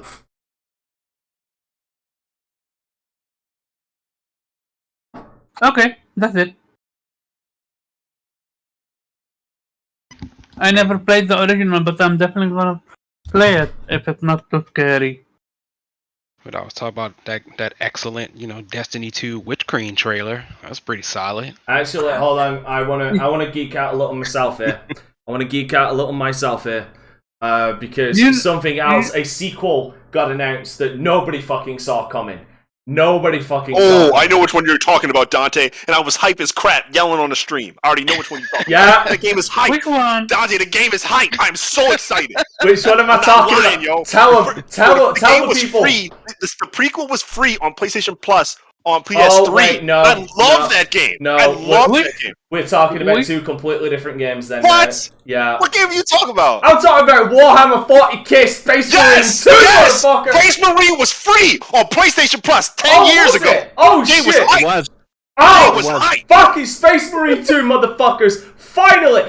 God bless Saber Interactive. How will be their fucking name? They are giving us a fucking sequel to Space Marine. Told you. Oh my Read god! your mind, boy. Oh Wow. my god, I am so fucking hyped for this. I am so fucking hyped. Me too. Me too. As soon, because here was the thing, I was on the stream, right, and they were like, I was like, well, I don't know what this is. Like, is it the RTS? Is it something else? But I kept talking to the stream, like, man, back in the day, there was this third-person version of the game. It was so good. And then they showed the gameplay, and I was like, yeah, I that immediately, is so hot. I immediately lost my shit when he took off his helmet, and I realized, oh my god, that's Titus. That's fucking, that's Titus. Shoot. Oh my fucking god, it's Space Marine 2. And Yo, the sword chainsaw is so dope. Like, I want that on my wall, man. Yeah. The thing looks so cool. it's so incredible the fact that Saber Interactive, from the small gameplay we see, they're not doing a whole, like, they're definitely, like, the best thing I can say is it looks like they're using the same kind of gameplay from the original while using their ability to get like hundreds of thousands of enemies on screen. Yes. To be able to make it feel like you're fighting an actual fucking horde. That scene at the end right there reminded me of like Starship Troopers or something. Like all the like creatures coming across and he was swinging a sword. I'm so ready for this game. Dude, So I need this game in my life. Like, I woke up and this thing, after the Game Awards, I thought God had blessed this day because I had 3 pieces of great news. Alan Wake 2, Space Marine 2, and Netflix's Cowboy Bebop was cancelled. It was a blessed day for me that day. Oh, it looks so good. Oh, man. Yeah, it looks so good. Like, oh man, I wish we had like some sort of release, like a beta, because it looks like they might have like some sort of open beta or something like that. I want to do that. My only problem, and I don't know if this is a marketing thing, because we've always got to be sure if it's about a marketing thing or not. PlayStation 5 is only listed here. It's PC. It has to be. This has to be, because Saber Interactive predominantly are working with Epic these days. Yeah. If this is not on PC, okay, no offense to you, Jube, no offense to you, Farrell. I don't give a fuck if this comes to Xbox. I don't give a fuck if this comes to PlayStation. I need this on PC, yo. I need to play this on fucking PC. The game is gonna be hype as crap, yo. So it's using the World War Z engine for 40k. Neat. I don't know if it's using the. I'll fucking say this about this game. It looks colourful as fuck. Like it looks colourful. Just like fuck. Look at that. Look at that. But it's definitely. Dude, Space Marine is so fucking good. Play Space Marine. It's so good. It is one of the best third-person shooters you have never fucking played. Guarantee. Facts. Because the original Space Marine did not fucking sell well. Because I literally don't know anybody else who played it except for I had some random friends on PlayStation Plus back in that day, and that was the only people I could find to play with me. Because it had like a Gears of War like horde mode online, which was great. Yeah. But that was the only time I was able to get other people to get on it. Look at that. Just look at that. Look at all of that shit that it's rendering. Oh God, It's gonna be epic. I'm just so, It's gonna be I'm so fucking Get happy. a room. But Like, I Real talk, cannot wait Real for this talk, game. I have a question. Shoot. Can you play this 5v5? You have never, ever touched Warhammer game before? Absolutely. They're all. Absolutely. It's a huge universe, dude. You don't have to have any prior knowledge to go into at least No. Space Marine. Almost got into the tabletop stuff. Dude, this is no joke. The few people I know who have played this was their gateway into knowing more about Warhammer. That goes for me. This was my gateway into learning more about Warhammer 40k. Is there a remastered version? Yeah, I agree. I didn't really care about the world until I played the PS3 game. I was like, because there was there's like these workshops out here on in the US on the West Coast that they have, like, you can go and you can buy, you can see people play and stuff like that. That was like the first time I went. Yeah, because of there's one here. There's one here in my town. Oh yeah, yeah. Oh, cool. Yeah. There's like they're rebranding from Games Workshop to Warhammer. Yeah, one right in my town where you can literally go and buy all the like figurines and shit. It's insane. Yeah. It's pretty dope. Now, as far as remaster, I think there is an enhanced edition, because here's the tragic thing. I believe there is. Give me a minute. Okay. The tragic thing about yes, anniversary edition. Really? On PS4 and PC, or where did it release? I don't know when the anniversary edition came out. I will Google it very quickly.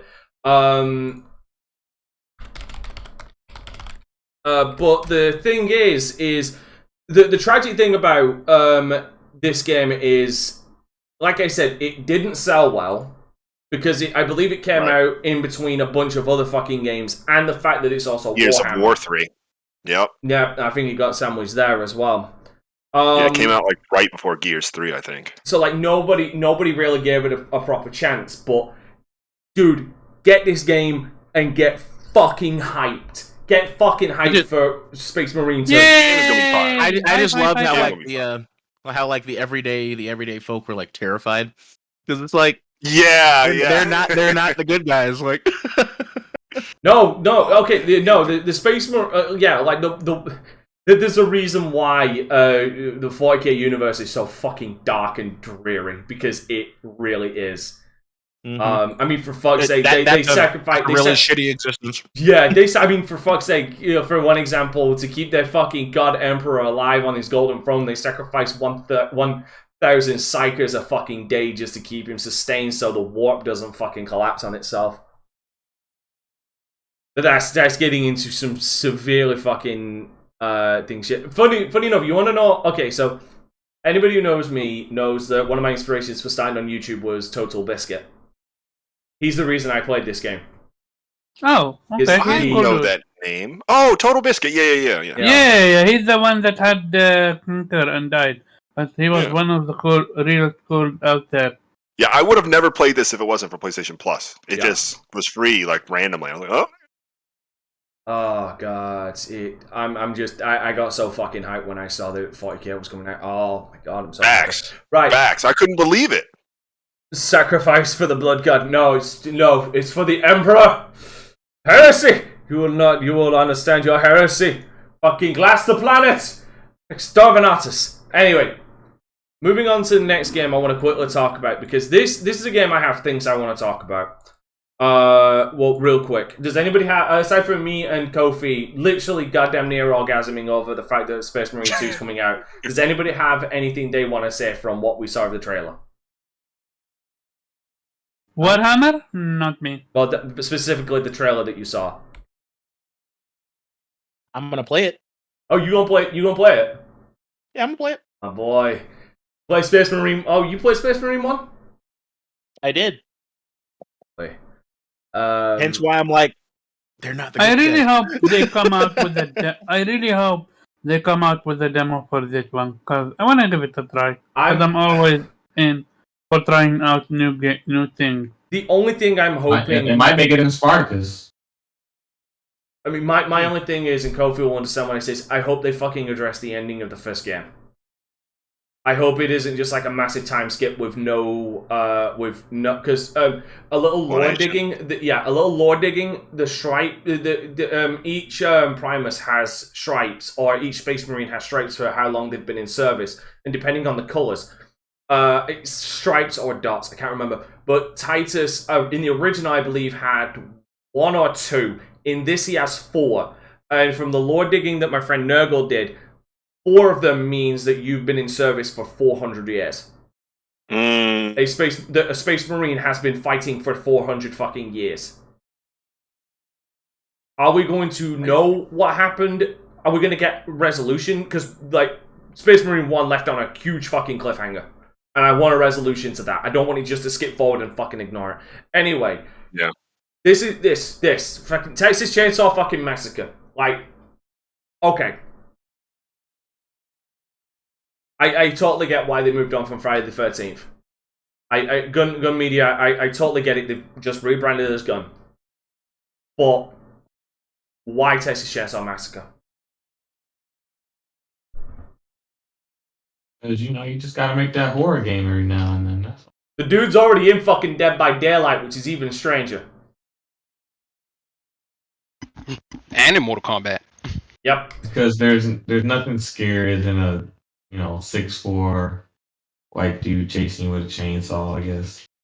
Which, I don't know. As a white man, I can to be fair, as a white man, I'd have to say a scarier thing would be a 7-foot black guy with a chainsaw chasing me, but that's neither here nor that. But no, we don't really get to be villains in horror movies, you know. We got Candyman. That's it. We got Candyman. That's it. That's it. Candyman's a cult classic, man. I fucking love Candyman. Because she touched your nose, that's why. Fuck off, media. Anyway, like, I know some people are going to be very fucking happy about this. Dragon Slayer is going to be very happy about this. My problem, the thing that just irks me the wrong way, is this going to be Friday the 13th 2.0, where it launches completely fucking broken. It remains goddamn broken until they abandon it. Well, at least with Friday the 13th, it wasn't their own goddamn fault, because with Friday the 13th, there was this big hoopla between, I think it was either a New Line Cinema or Paramount, and the original writer of the first Friday the 13th movie. Yeah, they had a law that handcuffed the game. Yeah, oh dude, that didn't handcuff the game. That chained the fucker up and dropped it into the ocean with an anchor attached to it. Yeah, so. But my worry is Friday the 13th, for as fun as that game is unbalanced, is prone to a lot of fucking disconnects and failures, not optimized as well as it could be, and that's years after it fucking released. What does that say about this, with this that they're doing? And didn't they also do that fucking Predator game? Didn't Gun also do that Predator game that came out? That Predator game with a 4v1 Predator game. Hunting Ground, that's it. Predator Hunting Ground. Was that them as well? No, that was Ilphonic. Sure. No, that was Ilphonic that made that. They also made the... they're the guys who made the Friday the 13th game. Gun was the publisher of that. Because Gun Media has only ever published Breach and Clear, Speakeasy, Breach and Clear, Deadline, Friday the 13th, Layers of Fear 2, which I've heard about Layers of Fear 2. I've heard that's good, actually. And yeah, then we got Texas Chainsaw Massacre. She's like, how many more of these do we need? Like, I'm glad that the Texas Chainsaw Massacre franchise is getting some recognition in video games, because there's not been one since the Atari 2600, I believe. But do we really need another 4v1 survival game where you're just trying to escape the villain when, and I cannot believe I'm going to fucking readily admit this, when Dead by Daylight has already just fucking completely just killed the market? And I mean killed it as in, like, nothing else is going to compete with it in any form whatsoever.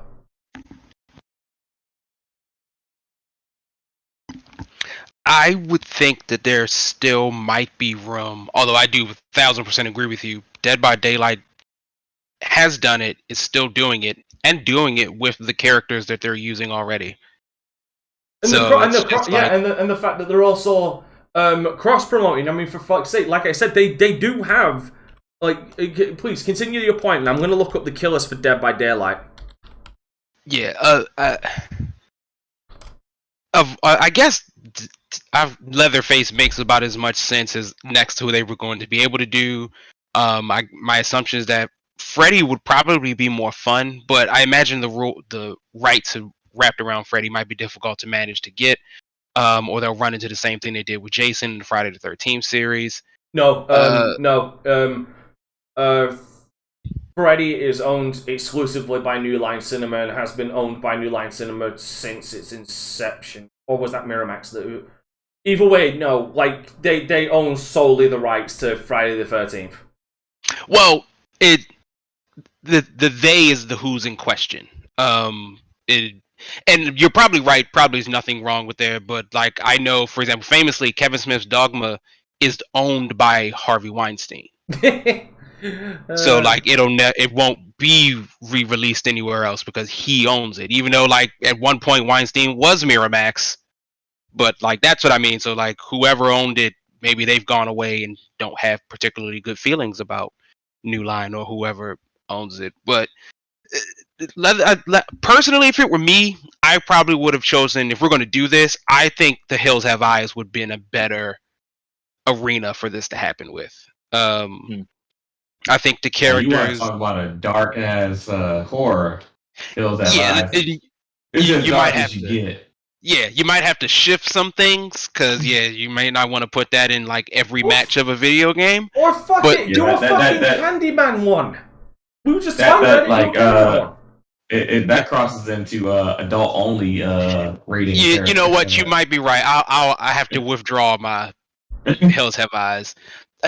I would love Candyman. He's just not. I don't think he's that popular enough that the guys who made Friday the 13th would go and be like, "Or let's do Candyman instead." They want one of the big dogs. I mean, you could have fun with it and do Chucky. He's got a fucking TV show out. Fit. Yeah. I mean, again, Leatherface works like he has all the same trappings of everything else with like the added bonus of being like the town. So like the town where he is also always been like it's not going to be in the town. It's not going to be in town. I'm going to fucking guarantee this right now. If there's going to be two maps, it's going to be this. It's going to be the Sawyer household and it's going to be the butchers. The slaughterhouse. Those are going to be the only two fucking maps you get. Because remember, Friday the 13th only really had one fucking map. Which is true, and like that, yeah, I mean, you could be right. Like Crystal Lake is pretty much synonymous with that, but I understand what you mean. And I'll throw another thing your way, and this leads me to the whole problem of why does this game exist when Dead by Daylight exists? What outside let me pitch a scenario and tell me if this makes sense for the gameplay of a Friday the 13th game. Other than just straight up killing them, the only other thing I could think of Bubba Sawyer doing is putting them up on hooks, right? Like he's done in the movie. Right. You can do that in Dead by Daylight. You can kill them with a Mori, or you just put them on fucking hooks to sacrifice them. Literally, there is nothing they can do in this game that has not already been done in Dead by Daylight. Where not only is Bubba Sawyer there as the cannibal, they've also got Michael Myers, they got Freddy Krueger, they got Amanda Young from Saw, they got Ghostface, they got the Demogorgon from fucking Stranger Things, they got Pyramid Head from Silent Hill 2, they got Nemesis from fucking Resident Evil 3, they got the Cinnabite Pinhead from Hellraiser. Like, this is the problem with a game, and I'm not saying this is a problem with Dead by Daylight, like as a game, because I think the game's really fun, especially if you've got friends to play it with and such. But this is a problem with a game like Dead by Daylight existing. It eliminates the need, unless you do something wholly original to that character, which Dead by Daylight, and I'll explain this in a second. Unless you do something wholly different, there is no fucking reason to give any of those killers their own standalone game when when what you could do with those characters already exists in Dead by Daylight.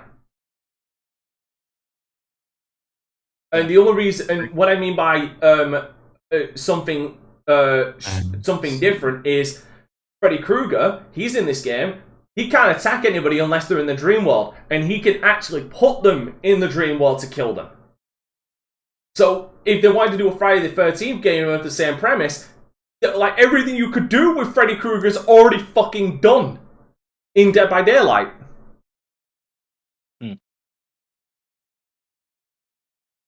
Maybe it would have been better to utilize the approach of Until Dawn and maybe just make a whole new sort of Texas Chainsaw Massacre movie / game. You know what? I'd actually go with that. I would enjoy that. That you know what? Why don't you work in the fucking video game industry? Because that would actually fucking work. Or a fucking survival horror game. Survival horror game where like you just pull me in the fucking Sawyer household in the fields in the slaughterhouse and have fucking Bubba Sawyer act like the goddamn fucking Mr. X from Resident Evil 2. I mean, you know, if we really wanted to take it further, I would love if we sort of what's the movie? Cabin in the Woods this situation a bit, right? And where your choices determine who's coming after you. So you can have that Dead by Daylight influence of like a bunch of various killers, but like it's your choices is what brings, like, maybe you get Leatherface, maybe you get Freddy, maybe you get, you know, a wholly original character, and they can just keep adding on similar to how Dead by Daylight does, but in a different way, and like that would be pretty great. All right, let's move on to the next one, because unless anybody's got anything to add on to this Dead by Daylight, for fuck's sake, do you see? The Texas Chainsaw Massacre whole thing. Does anybody have anything they want to add, or did I cover it in my spiel?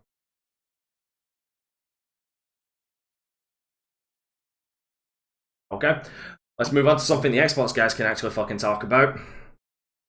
Hellblade 2. Hellblade 2. I can see Jubei fucking smiling over there. Hellblade 2 got gameplay, and I would put massive quotations on this, but it wouldn't surprise me. I'm impressed by what I saw, but, and this leads me to what we were talking about the Matrix tech demo and the photorealism and stuff. I don't see maybe this is just me, but I was expecting like it to look maybe a little better than it does. Like, as far as like environments look stunning. Like, you want to talk about photorealism, I will give it to the environments and the fire as well. Holy shit! Like a lot of what we see is photorealistic, or closest to it. Character models, just, I don't know why, but they don't seem. I was expecting something better, and I'll need to go back and look at the original teaser that they brought out for it, but it just doesn't look. Maybe it's something about the faces, but she just doesn't look like she's wearing paint there. It looks like I don't know how to describe it. It looks gravelly and impressive, but it's just the face. It doesn't look photorealistic as you liked, as Pharaoh tried to say it does. It just doesn't to me. Everything else does. Like, that fire on that torch looks incredible. I wish they'd release gameplay in fucking 60 frames per second, because this is not in 60. It's still a 30 frames trailer. Yeah, it's still a 30 frames trailer, which, I mean, I'm not saying that's a point of concern, but I wish they would release 60 frames per second gameplay. Like, everything else looks fine, but when I look at the faces, I'm immediately fucking pulled out of it, and that's just me. I was expecting better faces, and like I said, I'll need to go back and look at the original trailer, like the first one that got everybody fucking creaming their jeans. I'll need to look back at that, because I swear the faces, including the face paint, looked a hell of a lot better in that than they do here. That's just me. Now, Jubei, I'm sure while I've got the trailer going. Do you wanna hit us up? We want to talk about why this game's going to be Game of the Year 2023 whenever it comes out. I'm not saying it's going to be Game of the Year, because we don't know what the gameplay is actually going to be like. Like, is it going to be more of walking and not and puzzle interaction like the first one, or are we getting a more action-oriented game? We don't know. I haven't really shared that detail. And then even in this trailer, there's a lot of No, we running know and for a fact walking. it's not gonna be a lot of walking around. Like they actually, I mean, they have been doing like a video journal type thing, a vlog of their production, and like they sent the people to do like 2 years of combat training. They got a whole new motion capture studio. Like it's.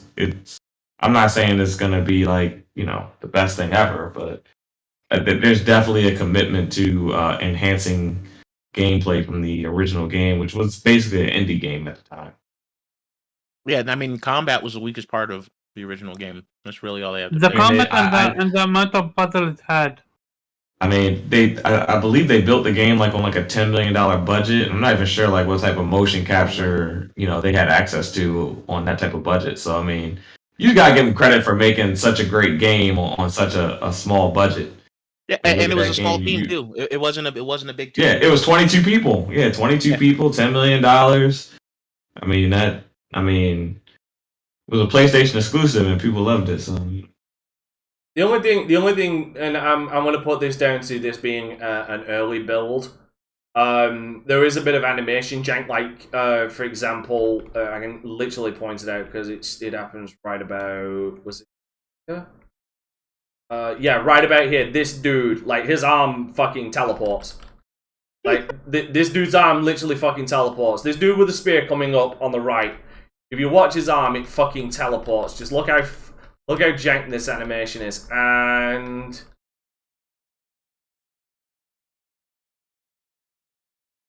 oh, it's better to see it in motion. A second, sure, it's that dude there. Yeah, there it is. Yeah, there you go. Fuck's sake. That's the problem with trying to show things on. Like I said, I'm not trying to completely tear this down. I'm just pointing out some things that clearly shows this is an early build. Yeah, his arm's janking around like mad right there, and you can see it. You watch his arm specifically on the video, his arm janks around so much. Right. Yeah, there. I'm sure you saw it. His arm went up and down. But other than that, every other animation looks really fucking smooth. Just needs polishing out a bit. I mean, this is in Unreal 5, which isn't even technically out yet. So there's that too. So yeah, but that's no excuse. That's why I just turned around and said this is clearly an early build. Mm-hmm. Because a lot of the other animations look really fucking smooth. Specifically, her animations look smooth as hell. Is anybody, Yube, you want to continue? Yeah. I said it's gonna really come down to how this game plays. They just need to kind of fix the issues with the first one, and I think they have a good problem on their hands as far as this game. I mean, I enjoyed the narrative of the first one. Like I like the premise behind it and the message behind it. I'm just kind of I didn't really get a lot of what this next game's going to be about from this. Like you can still hear the whispers and shit while she's trying to attack the giant. The giant. So the general consensus is this is a prequel. Okay. No, it's a sequel. No, not sequel. Prequel. No, it's a sequel. Is it confirmed to be a sequel? Pretty sure. Is your general consensus confirmed that it's a prequel? I said the general consensus. I didn't say it's confirmed. Could it be both? No, That it's not. It's They not could a. jump between both. That's gonna be like, can it just jump between both? Like, who might be seeing her?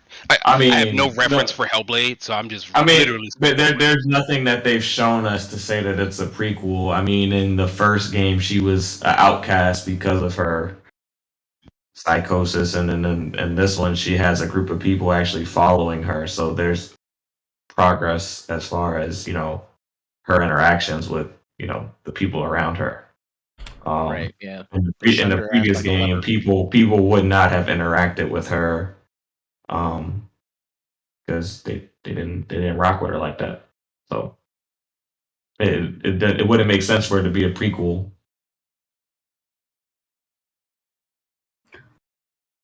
The reason why people are saying it's a prequel because she's hearing way less voices. And they are way less extreme compared to the first one. Well, I mean, that also could be her overcoming her psychosis. Mm-hmm. That could be. Yeah. It could be growth. Yeah, like this is what I'm talking about. Unless this is live action, I'm just getting fucked. I'm just fucked here. Like her facials in this in the original reveal from 2019 look, in my opinion, way better than what was shown in the gameplay. Again, I could be absolutely fucked with, but it just looked better in my opinion. That's kind of where I'm coming from when it comes to her face. I mean, the original trailer was a CGI in-engine trailer, and I mean they used different paint schemes on her face. The paint on her face was red as opposed to just being flat out black. So it was a different color scheme that they used on her face in the original, and yeah, all the paint is red. That covers her eyes, and the paint below her mouth is black. I'm just saying, like, that looks more realistic than the new one, and that's in the Unreal Engine 5. Same. But no, like I'm just telling you the contrast between her look. Yeah, I know. She definitely does have a different look.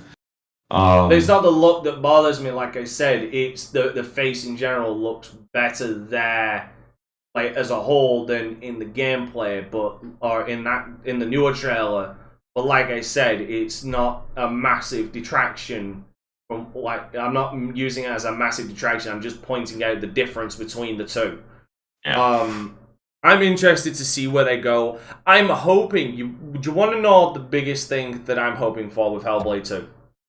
I'm hoping that the message of the first game is not lost. Because the first game was carried, like, predominantly through awards, through through all of its accolades, was carried on the fact that it was a really good portrayal of mental illness. And I'm hoping they don't abandon that to make a generic, and I don't mean this as in generic, but I'm sure you'll understand when I say a generic action adventure game cinematic experience a la fucking Sony. I'm hoping they keep that message. Hellblade's the game where, like, she has psychosis, so the stronger her psychosis gets, like, it starts to change. Isn't that this game where, like, you start seeing things that really aren't there? Yes. Yep. Okay. Yes. I've literally always forget about Hellblade. Never played it. Never seen it. I only remember that one specific thing that I always thought was interesting, but just I've never seen it in action.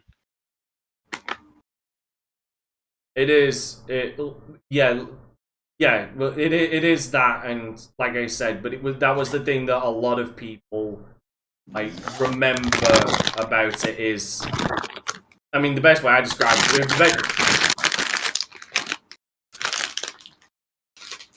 Omar? Yeah, sorry. I forgot to mute. I will end you. But yeah, I'm just hoping that message, that care and attention isn't lost. You know what I mean? I think we're going. Can you not? A question. Can you not improve upon the combat and still have a game like the first one? Yeah, you can. Absolutely. Which is, I'm hoping what they do. Alright, is there any other games, like standout games, you guys want to talk about that were shown during the VGAs? Open world Sonic. So you want to talk about Sonic the Frontier now? Okay. I didn't know I ever wanted this from Sonic, and, like, the moment I saw it, I was like, how could you have not given me this years ago? Exactly. You want to know why? Roll up into a ball and just traverse across the open world. Yes. Like, I would be okay even if it's just barren, But I don't know, man. Like, it seems like that should have always. It feels like that's the natural step for him to take next. Do you want to I mean, know? when you think about when you think, I mean, I haven't played a Sonic game in so long, but when I think about like Sonic Adventure on Sonic Adventure on Dreamcast? Yeah. Yeah. You know, when I think about that, like the game kind of, even though it's like on rails, you know, a lot of stuff that you do, it feels open world. Like it feels like that's like where the game was kind of progressing towards. I just don't think they had the ability at the time to do it the way they wanted to do it. Bitch, this is Sonic Breath of the Wild. It's just because, and your mileage may vary on how people feel about 1 and 2, Sonic Adventure 1 and 2, but like since then, they've all sort of followed in the Sonic Adventure formula with mixed to bad results. Yeah, and you want to. Here's the thing. Unfortunately. You see, here's the thing. You question why we hadn't had this soon. That's because, like, Team Sonic has been behind, like, for the past 10 years. They've been behind like 20 fucking years. That's why. That's why we haven't had it, because they're slow to pick up new fucking ideas, and it took Sonic fucking Mania getting better fucking reviews than Sonic Heroes, a game done by fucking modders, outdoing, outselling, and outperforming the fucking one backed by a multi-million-dollar studio for them to sit back and say, where did we start fucking up? The only thing looking at this that I ask for is I can at least hit supersonic speed where I can actually run across the goddamn water. And it feels like that should be a given. Like, but it's fucking it's Team Sonic. You're not wrong. You're not wrong. I think it's one of those things where, you want to build a certain type of game, but the powers that be just don't approve your budget for what you're trying to do. Nah, I got. I think absolutely not. I'm serious. I think Sonic Team has been held back for the past couple of years. No, I think the success of the movie has, given them a little bit more leeway. Like, hey, can we make this type of game now? Because, like I said, I think they've always wanted to make that type of, more open type game. I just don't think they were ever really given that freedom. I would bet. This is why I disagree with that. Because despite everything, Sonic is still Sega's biggest selling franchise even today, even given the success of the Yakuza games. Sonic is still their biggest fucking seller to this day in all categories. So, no, not all times. In all categories, it still sells more than Yakuza games. Like, across the world. So, if you can do that for cheap, if you can do that on the cheap. But they haven't, though. Like, they haven't, though. Like, Sonic has been slowly degrading since fucking, since after Generation, which one? Since Sonic Boom, actually. Specifically since Sonic Boom, because Sonic Generations was the last one in my mind that sold really decently. And Generations was actually I bought Generations, and it was yeah. good. Generations was a great game, but it was basically a fucking Sonic best of hits collection. Yeah.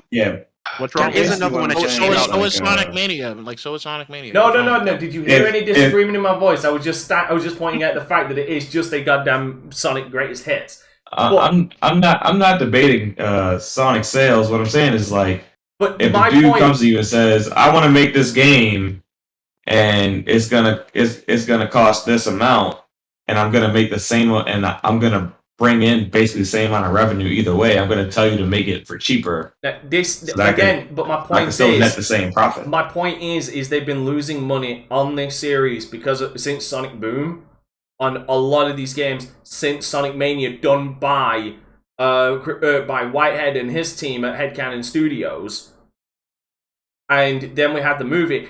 But again, at that point, Sonic should be especially given how much it sells, how important it is to Sega's identity, that should be a blank check franchise. And it has been. It's the incompetency, in my opinion, of Team Sonic for all of these goddamn years. I haven't seen a single Sonic recently that looks like it had a blank check budget. I mean, I know people didn't like it, but I liked Sonic. Was it Forces? The one that came out last year. You make your own Sonic character. No, I'm not saying It was okay. I'm not saying that any of the games are trash. I'm not. But I'm saying I haven't seen a Sonic game that was like, wow, they really pulled out all the stops and gave them the unlimited budget to do whatever they wanted. Like this is. But this that, is like the I said, that's premiere. why I put it down to the incompetency of Sonic. It's like of Sonic you know I don't mean anyway. Yeah, I put it down to the incompetency of Team Sonic because, like I said, they haven't bought out in my opinion, a single great fucking Sonic game great Sonic game since Sonic Generations. Because, like, I mean, God, let's just actually look at the fucking. I want to look at the Sonic games that have come out over the time. Sonic games. Let's actually have a look at this because I'm really fucking curious how bad we've been going. How bad it's been in the recent years because of this. Let's have a look. Okay, that's games that have been cancelled. Sonic Origins, which we found out is this new Sonic game. So Sonic Frontier was originally supposed to be titled. Oh no, Sonic Origins is going to be the re-releases of Sonic 1, 2, CD, 3, and Sonic and Knuckles, which is actually reportedly supposed to be remakes of all three of them. But yeah, we have the Sonic new releases. I'm seeing a lot of fucking re-releases here. What the? Oh, that's collaborations. My apologies. Sonic at the Tokyo Games. That's not done by Team Sega. Sonic Runners. Sonic Boom Fire and Ice was in 2016. That wasn't Team Sega. Rio Games, Sonic Dash 2, Sonic Boom, Sonic Runners. My fucking God, Sonic has had a lot of goddamn games. My apologies, I'm having to wade through so much shit right now. Yeah, because there's a lot. God damn, there's the racing games as well. Like the only other game was Sonic All-Star Races, which was good. Yeah, it's Sonic Forces before that. Sonic Lost Worlds was then. Sonic Generations, Sonic Colors. Like there's years between these two because like Sonic Forces came out in 2017. Then it was Sonic Lost World before that. That was 2013. Sonic Generations was 2011. Sonic Colors was 2010. Sonic and the Black Knight was 2009. Sonic Unleashed was 2008. Like, yeah, so they had the resources. They were pumping out these damn near yearly, and then they started taking more time, and then Sonic Boom happened.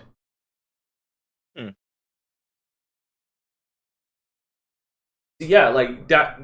See that right there, Pharaoh, is why I said blank check because that's just the mainline series. That's not getting into the spin-offs and the racing games and shit. Like they do have a blank check. They were just allocating it to all of these other fucking games and spin-offs. Bang for buck instead of a premier game, and none of them fucking sold well. So yes, that right there is my proof that Sonic had a blank. The Sonic team has a blank check. They're just allocating it to fucking everything else. But having a blank check to make several games versus like we're gonna allow you to make which was their choice, which was damn near their choice. I mean, we don't know. We're not there, but that we're just talking about what we believe. I believe that with all my heart. Has anybody else got anything to say about Sonic Frontier? Go watch the Sonic movie and watch the second one. Yes. Yeah. I don't think we get these games without the movie. I would agree with that. Movie definitely helped put him back on the map. I would definitely say that reinvigorated interest from Sega in the franchise. And Sonic Colors came out, but it had tons of issues, right? Yeah, Sonic. That was the one that was getting retweeted and glitchy and all the colors and all glitchy colors. Yeah. Yeah. Again, more towards my point that Team Sonic just didn't know what the fuck they were doing for the longest goddamn time. And we still don't even know if they. I mean, everyone knows to make a open world game at this point. It's kind of the industry standard.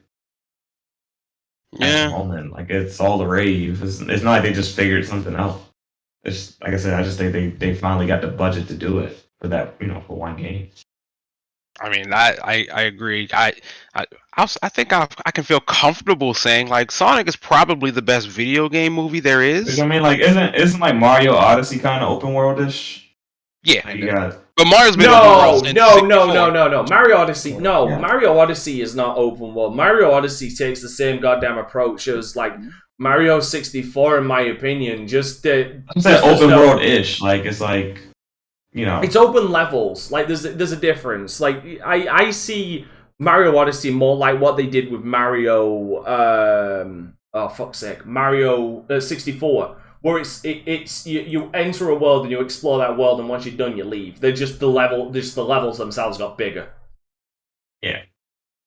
So I mean, like Mario's kind of done it. Zelda's Zelda's always done it. So it's just Okay, now I think we have we got. Has anybody got anything else they want to talk about? I just want to talk about the new Forbidden West gameplay. I knew this was coming. Okay, you showing gameplay at the VGAs? I know you showed the trailer. At the Game of the Year award, like, dude, that Anaconda is gonna be a man of my existence. I don't want to hear shit. I don't want to hear shit with you talking shit about Forbidden West showing a trailer when fucking Hellblade did. No, they showed game. No, I'm talking to Pharaoh dogging you down and saying, "Oh, I thought they showed a trailer," and I was about to say, "Don't throw that shit when you can say the same thing about Hellblade." All right, hold on. Here it is. Kofi is being very fucking quiet, and I feel awful. No, you guys are good. I'm sorry. Kofi, are you hyped for Forbidden West? Oh yes. When I the trailer with the transitioning between the different environments and the different enemies, it was hype as heck. Fucking amazing, the transition. Shout out to them. But Kofi, I am going to say something so blasphemous. I can't believe that I'm literally about to say it. But okay. Forspoken might actually take it for me as the Game of the Year over what game? Forbidden West from No! Wait, what game? Forspoken. Mid-spoken. No! Oh, wow. No. Okay. The gameplay in Forspoken. Like, to me, the gameplay looks good. Yeah, as someone that loved Infamous, this is literally Infamous in a magical setting. As someone that's a huge fan of isekai anime, like, sign me the fuck up. The only thing I have issue with is it was FPS wise, it was dipping a lot. Hopefully they're gonna tackle that before release. And the other one would be the concept of and the character model was like disappearing and stuff. You forgot about the faces and cutscenes. It's bad. They're bad. In what? Faces are bad. That's the only concern I have, that the character models seem to be kind of like more plain than I was expecting. Like the gameplay is what matters to me, at least for something like Forspoken, and the story seems to be well acted from the very few that we've seen. But I think me focusing on the gameplay is my expectations for that game. I'm going to get story and, I don't know, character models that are impressive to me elsewhere. So that's the crazy part. They literally shadow dropped it. Like, why? Oh, that date, right? No, what's called the gameplay trailer.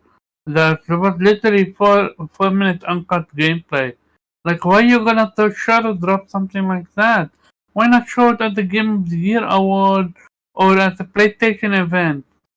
Because they didn't want to pay that type of money. It's a lot cheaper, like to be on PlayStation and stuff like that. You gotta pay to advertise. Plus, I'm gonna fucking say it right now.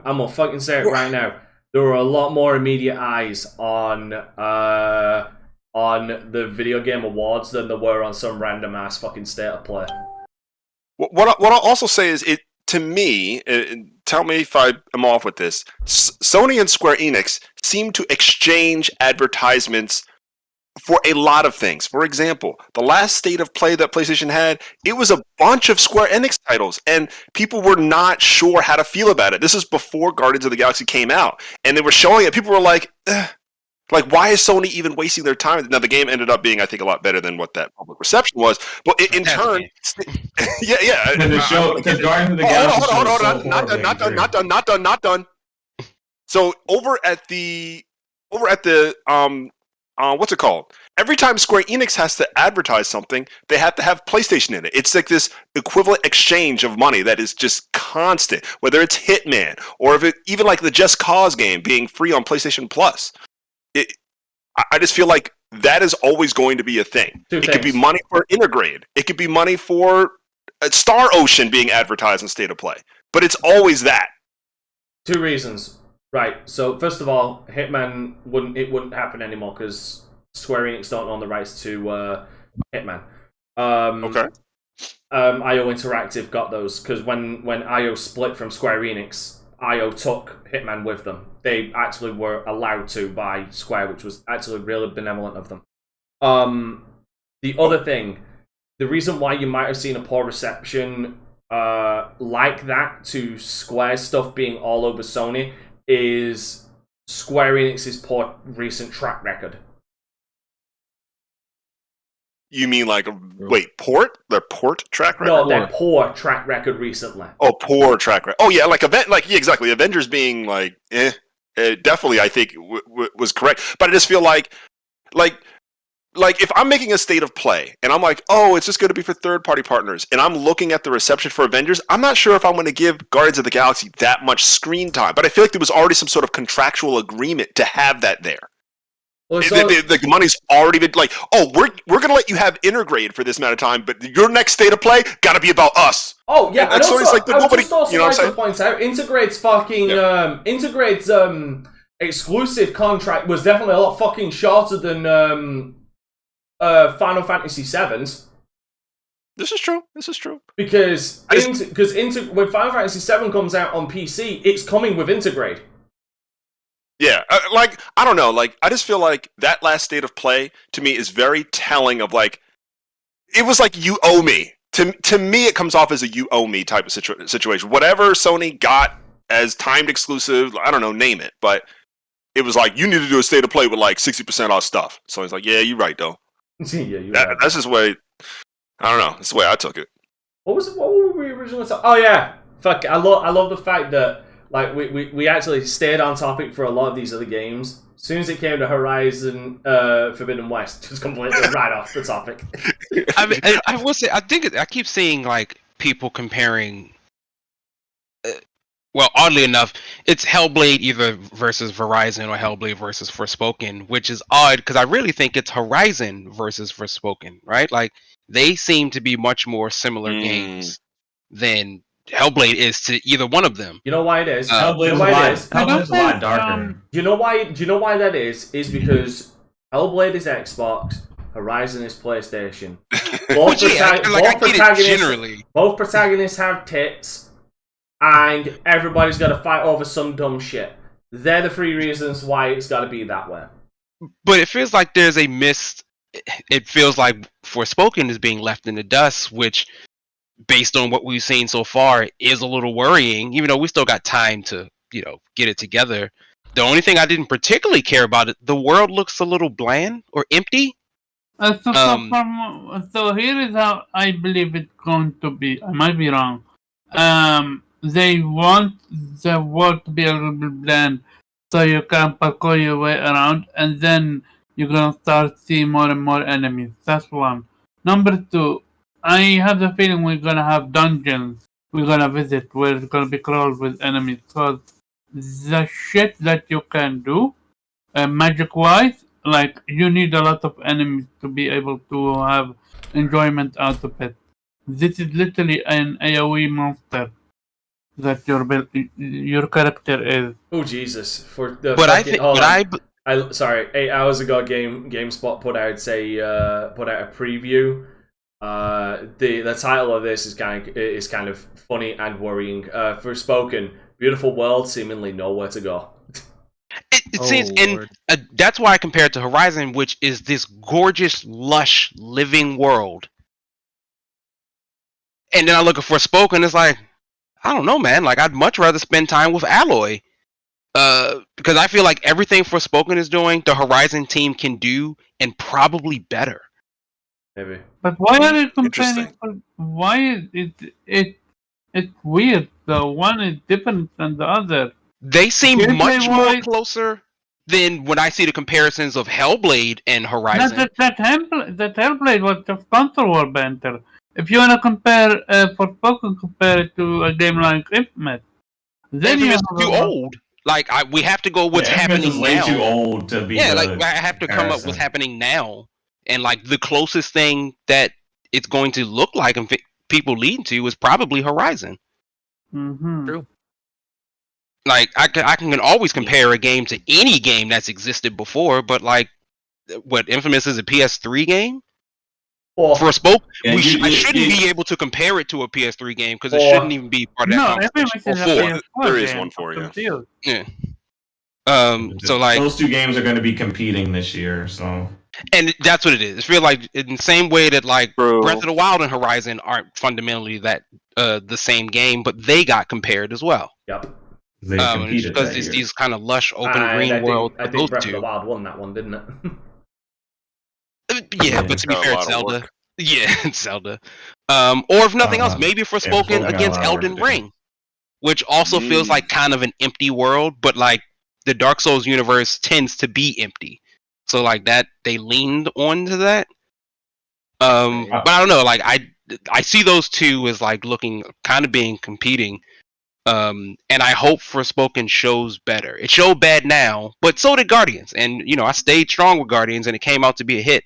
So Forspoken can be a hit. It didn't show well the first time, but that's okay. I just hate how Square manages games that aren't their premier franchises or a Disney license. They fuck up their own premier licenses. Look at fucking Final Fantasy 15. Look at yeah, they do that. They do that too. But like, I mean, how like you got a series like Nier, and like Nier is actually like really good, and they're like, oh well, you know. Whatever. I kind of agree with that. Okay. I kind of agree with that. Like, oh, you made a good game, good job. Like, we don't care. Like, Final Fantasy. We'll go fuck that up. Oh, Kingdom Hearts. We'll go fuck that up too. Like, and it's kind of like the same thing with Forspoken. I think Forspoken is getting a little bit more love, because the protagonist is a female, and that's kind of, you know, the popular thing. No. The opposite. In entertainment right now. People are actually hating on it because the protagonist is a female. I'm not talking about the people. I'm talking about entertainment and how shows and movies. It's good to have another female lead in a game. Yes, I understand female heroic leads are in right now. It is a trend that, and I can't even remember the last black one we had. Right. So yeah, so I think it's getting a little bit more love, but it's still not. It's like it still doesn't feel like it's getting that true polish that, you know, I wish a game like that. If you're talking AAA right now, I don't even know. I know some indie games with black leads, but give it a couple of years. Give it a couple of years, and what I said will happen. Like there'll be a lot more like multi leads like this, to the point where it'll be like the generic white guy lead, where they all blend together because they're all bland, and then everybody will complain that you're writing these characters terribly, and it's like, well, that's what happens when you have oversaturation. They end up being so bland because no one can write them right. I think because Forspoken she is not from that place, right? She's from New York City. She gets transported into some world that she doesn't know or something like that. Okay, so if I was reading the room correctly on that, she gets teleported to this new world after trying to after trying to commit suicide. Really? Yo, dude, she was lit. There was a scene in that very footage I was showing where it looked like she was about to take the fucking 10 on 10 swan dive off a fucking building. That would be interesting, considering all the dialogue we tend to hear from her later seems to be very jokey. I agree. Maybe I mean, I didn't. It didn't seem to me like she was trying to commit suicide. Okay, right. Because she got there and immediately trying to get back. The whole point of like she's trying to get back. I'll roll it back. I haven't seen Dante, it. Dante and Tampion, right? It's what I'm assuming, but I mean, if I'm reading, I'll bring it up again. But if I'm reading the fucking room on this, and like as far as depression goes, I'm pretty much a goddamn expert on this. But like, no one finds themselves in a place like this, closing their eyes on a big giant fucking sign like this, thinking they're gonna get down. Again, I'm literally showing the footage now. If I'm reading the room here wrong, let me know. But this does not look like someone who is not about to fucking jump. I don't know, and I say I don't know because like that scene, just the sitting on a sign or building or anything. Oh no, she stands up. Like that's the same locale. I mean, even standing, like you can go through a list of movies where people are standing on the Hollywood sign with no intention to jump, with their eyes closed and arms spread out like that. They could just be saying, "I am happy to be here. I am tired." There are a million reasons. Now, I'm not saying you're wrong.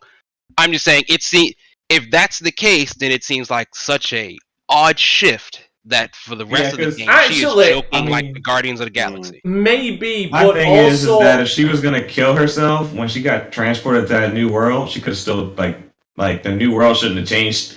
That she could just magic. Okay, I'm just gonna put it down to magic, but also I will say, and I'm not, and this is gonna go into a dark place, but it's the truth. I think it would make her a more interesting character as someone who is at that point, at the end of their rope like that, to be put into a new world and to find purpose and meaning in a life they feel doesn't have any purpose and meaning, to turn around and become a whole better person for it. I think that would only add to the story, in my opinion. It might, could. But it could, but I just don't see it, because if you're going to kill yourself and you end up in a new world, I just think you would continue to kill yourself. But again, for everything that Forspoken has been showing us so far, it just doesn't seem like it's that thoughtful of a game. We'll see. I'm just saying that, like, reading again, I'm taking it off of like what a whole 5 seconds here. I just like I don't see many people, at least in my life, standing on top of building, or from everything that I've seen in my life, people standing in positions like that and then standing up on something like that with their eyes closed and their arms out, who weren't about to jump. Fortunately, maybe that's just how much of a dark life I lead or have had. Anyway, looks interesting. I personally think this might get lost in the shuffle depending on when it comes out. What do we know when it's supposed to come out? May 25th. No. May 25th. No. May 26th? Yeah, they did put a date on it. May 26th. Oh yeah, I forgot. When does Horizon come out? February, right? February 20. Okay, I would say it can't come out around for Horizon. It's going to get lost. It's going to get 8. It's going to get 8. Yeah, there's nothing known for May that's big except for Forspoken. Right now, that always changes. Things get delayed. Actually, I don't think there's anything I know that's big in April. By the way, I'd just like to point out, someone commented on this about it, because I wasn't listening to the audio of this footage I was watching. Just this comment, again, going towards what Farrell was talking about it being a female person of color being one of the primary focuses. The previewer took it really personally whether the black character will be well represented, to the point where it took up a third of the preview. Right from the start, this was his main topic. Later, there is some word on gameplay because it is something that comes along in the game. Interesting. I've been trying to think of as many black main leads that we've had. One that came to mind is 2 gens old. I'm trying to think of somebody from last gen. I say, my man, what is his name from Final Fantasy? Oh, you're talking about males? Well, there's a few more males. Female. Yeah, I can't. Females is hard. Males is like Watch Dogs and Starfield. I mean, not Starfield. Starhawk. And Doesn't GTA 5 count? Yeah, if I would count, Franklin is definitely a lead. Yeah. Yeah, There's that's a about few all I more. can think of. On a more happier note, moving over to something that everybody should be happy with. The Cuphead DLC is finally happening. Yo, that advert was hype. Course I'm so happy. DLC. What a clever little thing. Yeah, that joint was hot. yeah. I was watching that thing intently. DLC Island. I fucking love how committed these guys are to keeping everything old school, like cartoon, animation, stuff like that, to the point where the whole trailer is practically just fucking puppets. I thought it was amazing. I was like, wow, they really, like you said, they committed. Yeah, these guys are fucking legends. Yeah, we get a whole fucking island. Like, this island's lit. Like these guys are what game developer, like a lot of these big game developers should inspire to do. Love their fucking work to the point of absolute hilarity and do shit like this. Basically, these guys are the more PG version of the fucking the Devolver Digital guys. That's what these guys are. Because this trailer will fire. I cannot wait for this looks DLC. So good. Like, I love Cuphead so much. This looks amazing. Yeah. And yep, that's not creepy at all, is it? It's so fucking good. I love these guys. These guys are my fucking heroes. These guys have officially reached hero status for me. With how fucking awesome they are. Everybody, I feel like I'm correct in assuming buy this shit. Like, support them. Like, yeah, please, and then watch the show when it comes to Netflix. Yes, the show. Come out. By the way, this comes out 4 days after my fucking birthday as well. So you damn right I'm buying this for myself as a birthday present. Is the show on Netflix, or where's the show going to be? This show's I think it's on Netflix. Yep. Cool. Hopefully these guys are behind it and no one at Netflix is, because I mean, if it's anything like Cowboy Bebop, we don't want Netflix anywhere fucking near it. No, I think cancel even if it's good. No, cancel it even if it's fucking good. Like, I think it's them, just because I think my assumption is this is also what held up this game. Like, the DLC. I'm pretty sure that they drew the fucking show too. Yeah. I'm pretty sure. I want to know, because it would, knowing how fucking obsessive these guys are, especially if you read about how it went with the original Cuphead, it would not fucking surprise me if them calling it DLC Island is tongue-in-cheek and this is actually a full fucking size game like Cuphead. Oh, did you not see the size of that island? That's what I was saying. Like, look, I literally said, like, look at the island. Oh no, I see the island, but it's definitely not like free. It's definitely not like the Isles as far as like there being free sections. But I'm saying that it wouldn't surprise me if this game is as big as the main game. Like, this isn't going to be a DLC. This is going to be a standalone game / standalone DLC kind of thing. You know, like in the same vein as what Wolfenstein: The Old Blood was to Wolfenstein: The New Order. Okay. Yeah, I think it will. I think at this point DLC is a fun little name. Yeah. That really stands for Delicious Last Course and not what we know it to be, downloadable content. I think it's going to be a full standalone game. Yeah. Again, it wouldn't have surprised me if they started, because my whole point, looping back, was it wouldn't surprise me if they started out as a DLC and then they were like, we could do more. And then it suddenly fucking spiraled into, like, fucking 3 years later, Jesus Christ, what the fuck have we done? We've made a whole new game. Whole new game. Mm-hmm. Though it is coming out for the PlayStation 4, so I can only assume it's coming out for the PlayStation. It's coming out for everything. Which, with this art style and stuff, it doesn't surprise me this is coming out. This is one of those games where I completely get why it's coming out for previous gen. Because it's not something that requires a PlayStation 5 to play it. Do you know what I mean? Like, a PlayStation 4 original Xbox will run this at 1080, 60. I just hope they have like a loading time improvement for the new gen versions and the PC. PC wasn't an issue. I've been playing wasn't? from the internal. It's actually way faster than it was before. Oh yeah, that's good. So. We got any other one we want to talk about, or nah? We good. I feel like there was one other game that we haven't talked about yet, but there was actually a lot of games. So yeah, dude, there was 30 games. Like some of them we already knew were coming out. Like just to like Forspoken being one of them. Another one we knew was coming was Elden Ring. They showed off the thingy trailer for that. Story trailer for that. Lord of the Rings, Gollum, they showed something for that. Tiny Tina's Wonderlands, we already knew that was coming. Among Us in VR, I mean, you can brutally get murdered by a big giant fucking condom in VR. Well done.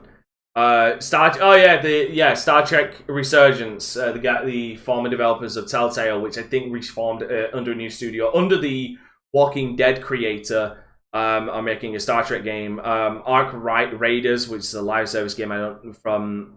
Wait, is Arc Raiders the one that looked like Earth Defense Force, but like with AAA graphics? I think that's the one. That game looked hot. I was actually interested in that game.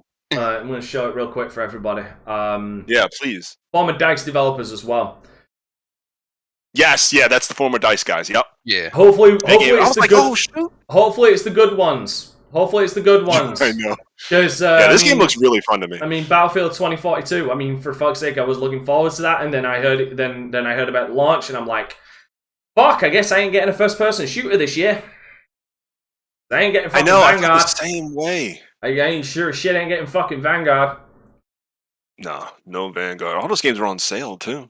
No Call of Duty, no Battlefield for me. It's Halo. That's it. Yeah, it's Halo. Yeah, Halo. I had Battlefield. I had Battlefield pre-ordered. I that fucking beta dropped, and I'm like, the beta did not fucking upset me. I actually liked the beta myself. It killed me. I liked it, but then I was like, I heard that there was some problems at launch, and then and then the reviews come out, and it's like, oh god, they didn't actually add anything from the fucking beta. Oh my god, that was practically the full fucking game.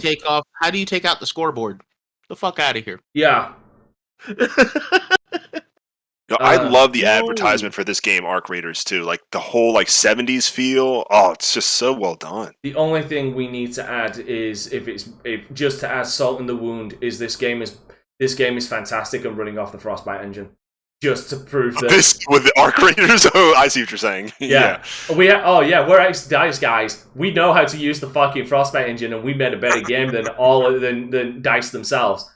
Actually, do you know what? It reminds me a little of Earth Defense Force. Definitely. But the camera, the movement, everything remind me a lot of fucking Battlefront. Yeah. Yeah, the character movement is right from Battlefront. Like, abso-fucking-lutely. And yeah, that I guess would make the most sense. Save them time. Yeah, I'm actually kind of disappointed that we never really got an Earth Defense Force that was like this. I would love for Earth Defense Force to come into its own. Did you ever play it? Earth Defense Force ain't got no damn budget. I don't know how they keep right. They never. They keep making games. Fucking a shit ton of fucking DLC. Gum and pieces of string as a budget, and they keep making games. Funny, I actually own Earth Defense Force. I want to play through it at some point. You got 5? Because isn't 6? I think 6 was announced. I think I have 5. It's coming out. But yeah, big ups to these guys. I hope it goes well and it's releasing on everything but previous gen consoles. Yay! I guarantee you it's gonna. That's be better right. Than it's Outriders. current. It's 9th gen. I guarantee you it's gonna be better than Outriders. Yo, Arc Raiders about to be hot.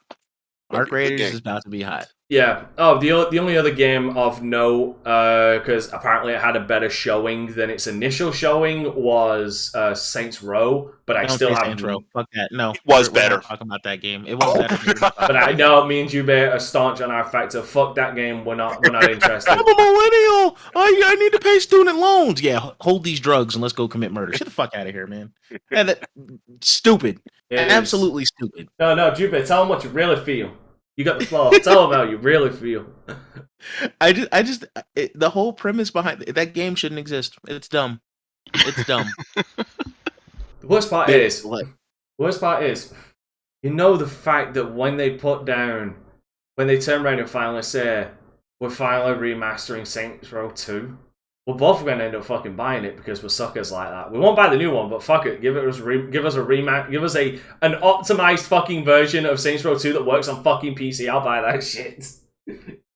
That's just going straight into more DLC for the new Saints Row. I want full custom gang signs though. I want to be able Full to custom. I'm not actually. Wow, that's excellent, right? Like, if Saints Row were able to, like, in the same way that Last of Us, like, I can play the guitar, and like you can do a gang sign simulator with your hands, I'd buy that for that. If you could just walk around like throwing up your hands as gangs, I'd buy that for that. Ladies and gentlemen, we went through as much as we can, but unfortunately, we have come to the end of the show. It is time for the outro. Sorry if we didn't get to a game you wanted to talk about, but there's only so many hours in the day that I can actually stay up for, and only so much of me that these guys can fucking take in a like at least once a week. So, Jubei, where can the people find you, giving them the smoke? So you can find me at. Don't say it. Don't do it. I know what you're gonna do. Don't fucking say it. Nope, I'm not gonna do it. You can find me at Jubei X Sensei on gaming platforms, Jubei Sensei on YouTube. I'm gonna be hopefully finishing Halo this week, and I'm also gonna see if I can buy Super Robot Wars 30 because. Oh, okay. I see you, Jubei. Yeah, I see you. So, I have T. I have the demo to 30, but I only have T right now. Gotcha. No, I everything I've seen from 30, I need it. I gotta have it. So I'm gonna get it. That's what's up. Cool. Omar, where can people find you? People can find me at Carbon Job on Twitter and Gameplayer on YouTube every Saturday 6 p.m. Eastern Standard Time. I might actually, so here's the thing, I might actually have an Ubisoft developer on the show. He is a genuine cool dude on Twitter. His name is Alex, and he keeps it 100. And that's what I like about that person. He went deep when surrounding the whole conversation about Ubisoft debacle with sexual harassment, Quantum Dream sexual harassment case. Yeah, if I get him, I might even try to have him here on this show because he's genuinely a cool dude. Cool beans. Kofi, where can people find your Japanese? So, guys, I promise I am coming back to Twitter, just handling as much things as I can in my absence. One of them being... Twitter doesn't miss you. It's like he said he was coming back to the podcast. He's here 1 week and then gone for like 2 more weeks. It's like, Kofi, where have you gone? All right, go ahead. Yeah, a lot is going on the outsides. But what's it called? Zero Field is still doing translation stuff, and I'm still on the hook for at least 2 quests. So I need to How is that definitely. going? It's going well. It's going well. So most of the story is done. We have a lot of editors going through our translations to make sure it's coherent. For example, like my one translation of a proper noun might be different from another translator's, and they verify that between our translations. But no, it's going really well. I'm not supposed to say percentages. At least I don't know. Internally, we're trying to not be overconfident. Hopefully, something will be released. Like I'm guessing in the next few weeks, like maybe January, maybe.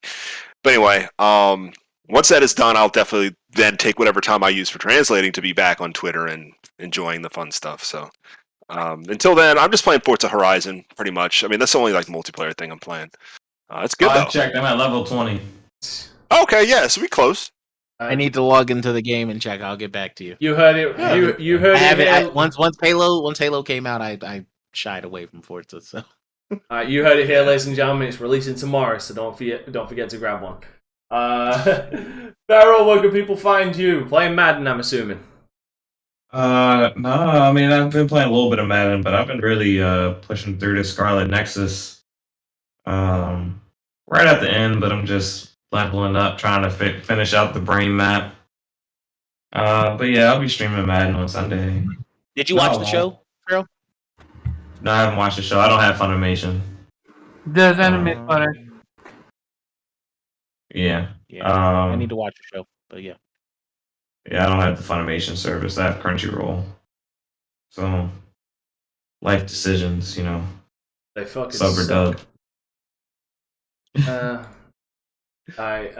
You can find me at Dante Crisis on Instagram and Twitter, the Dante Crisis on Facebook, Dante Crisis on Twitch, DLive, and YouTube as well.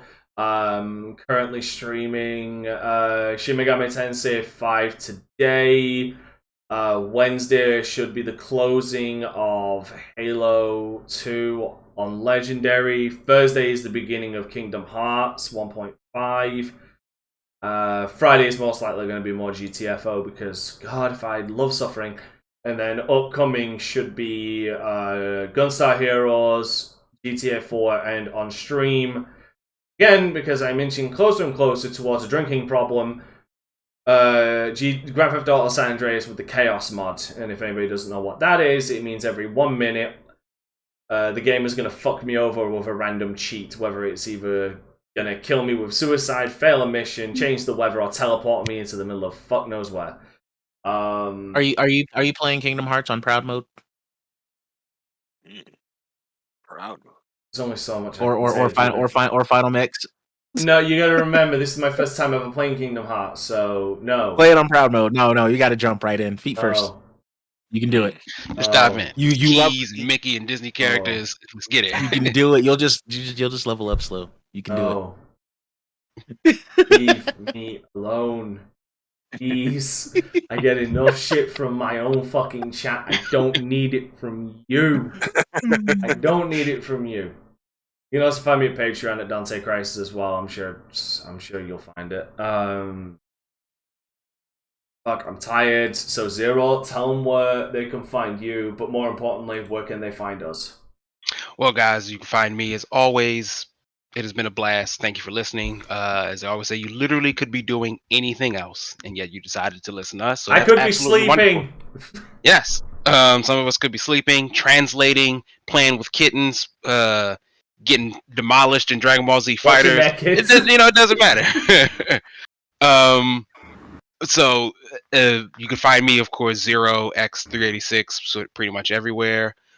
Special shout out because you were not going to get away with this podcast without me shouting out Joseph Fares, the director of It Takes Two, for winning Game of the Year.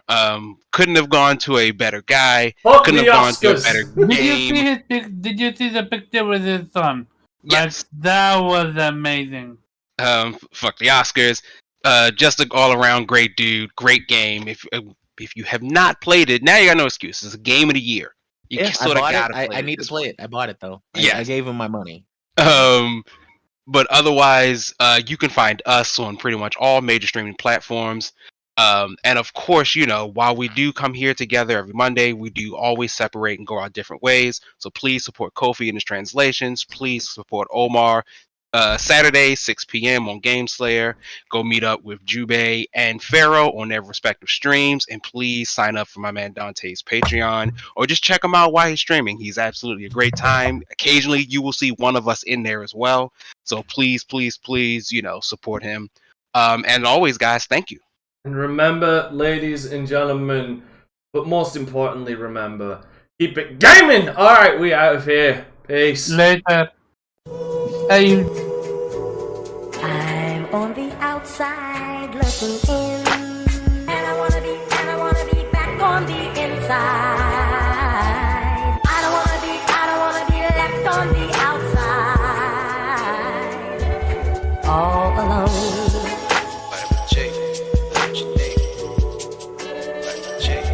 All alone.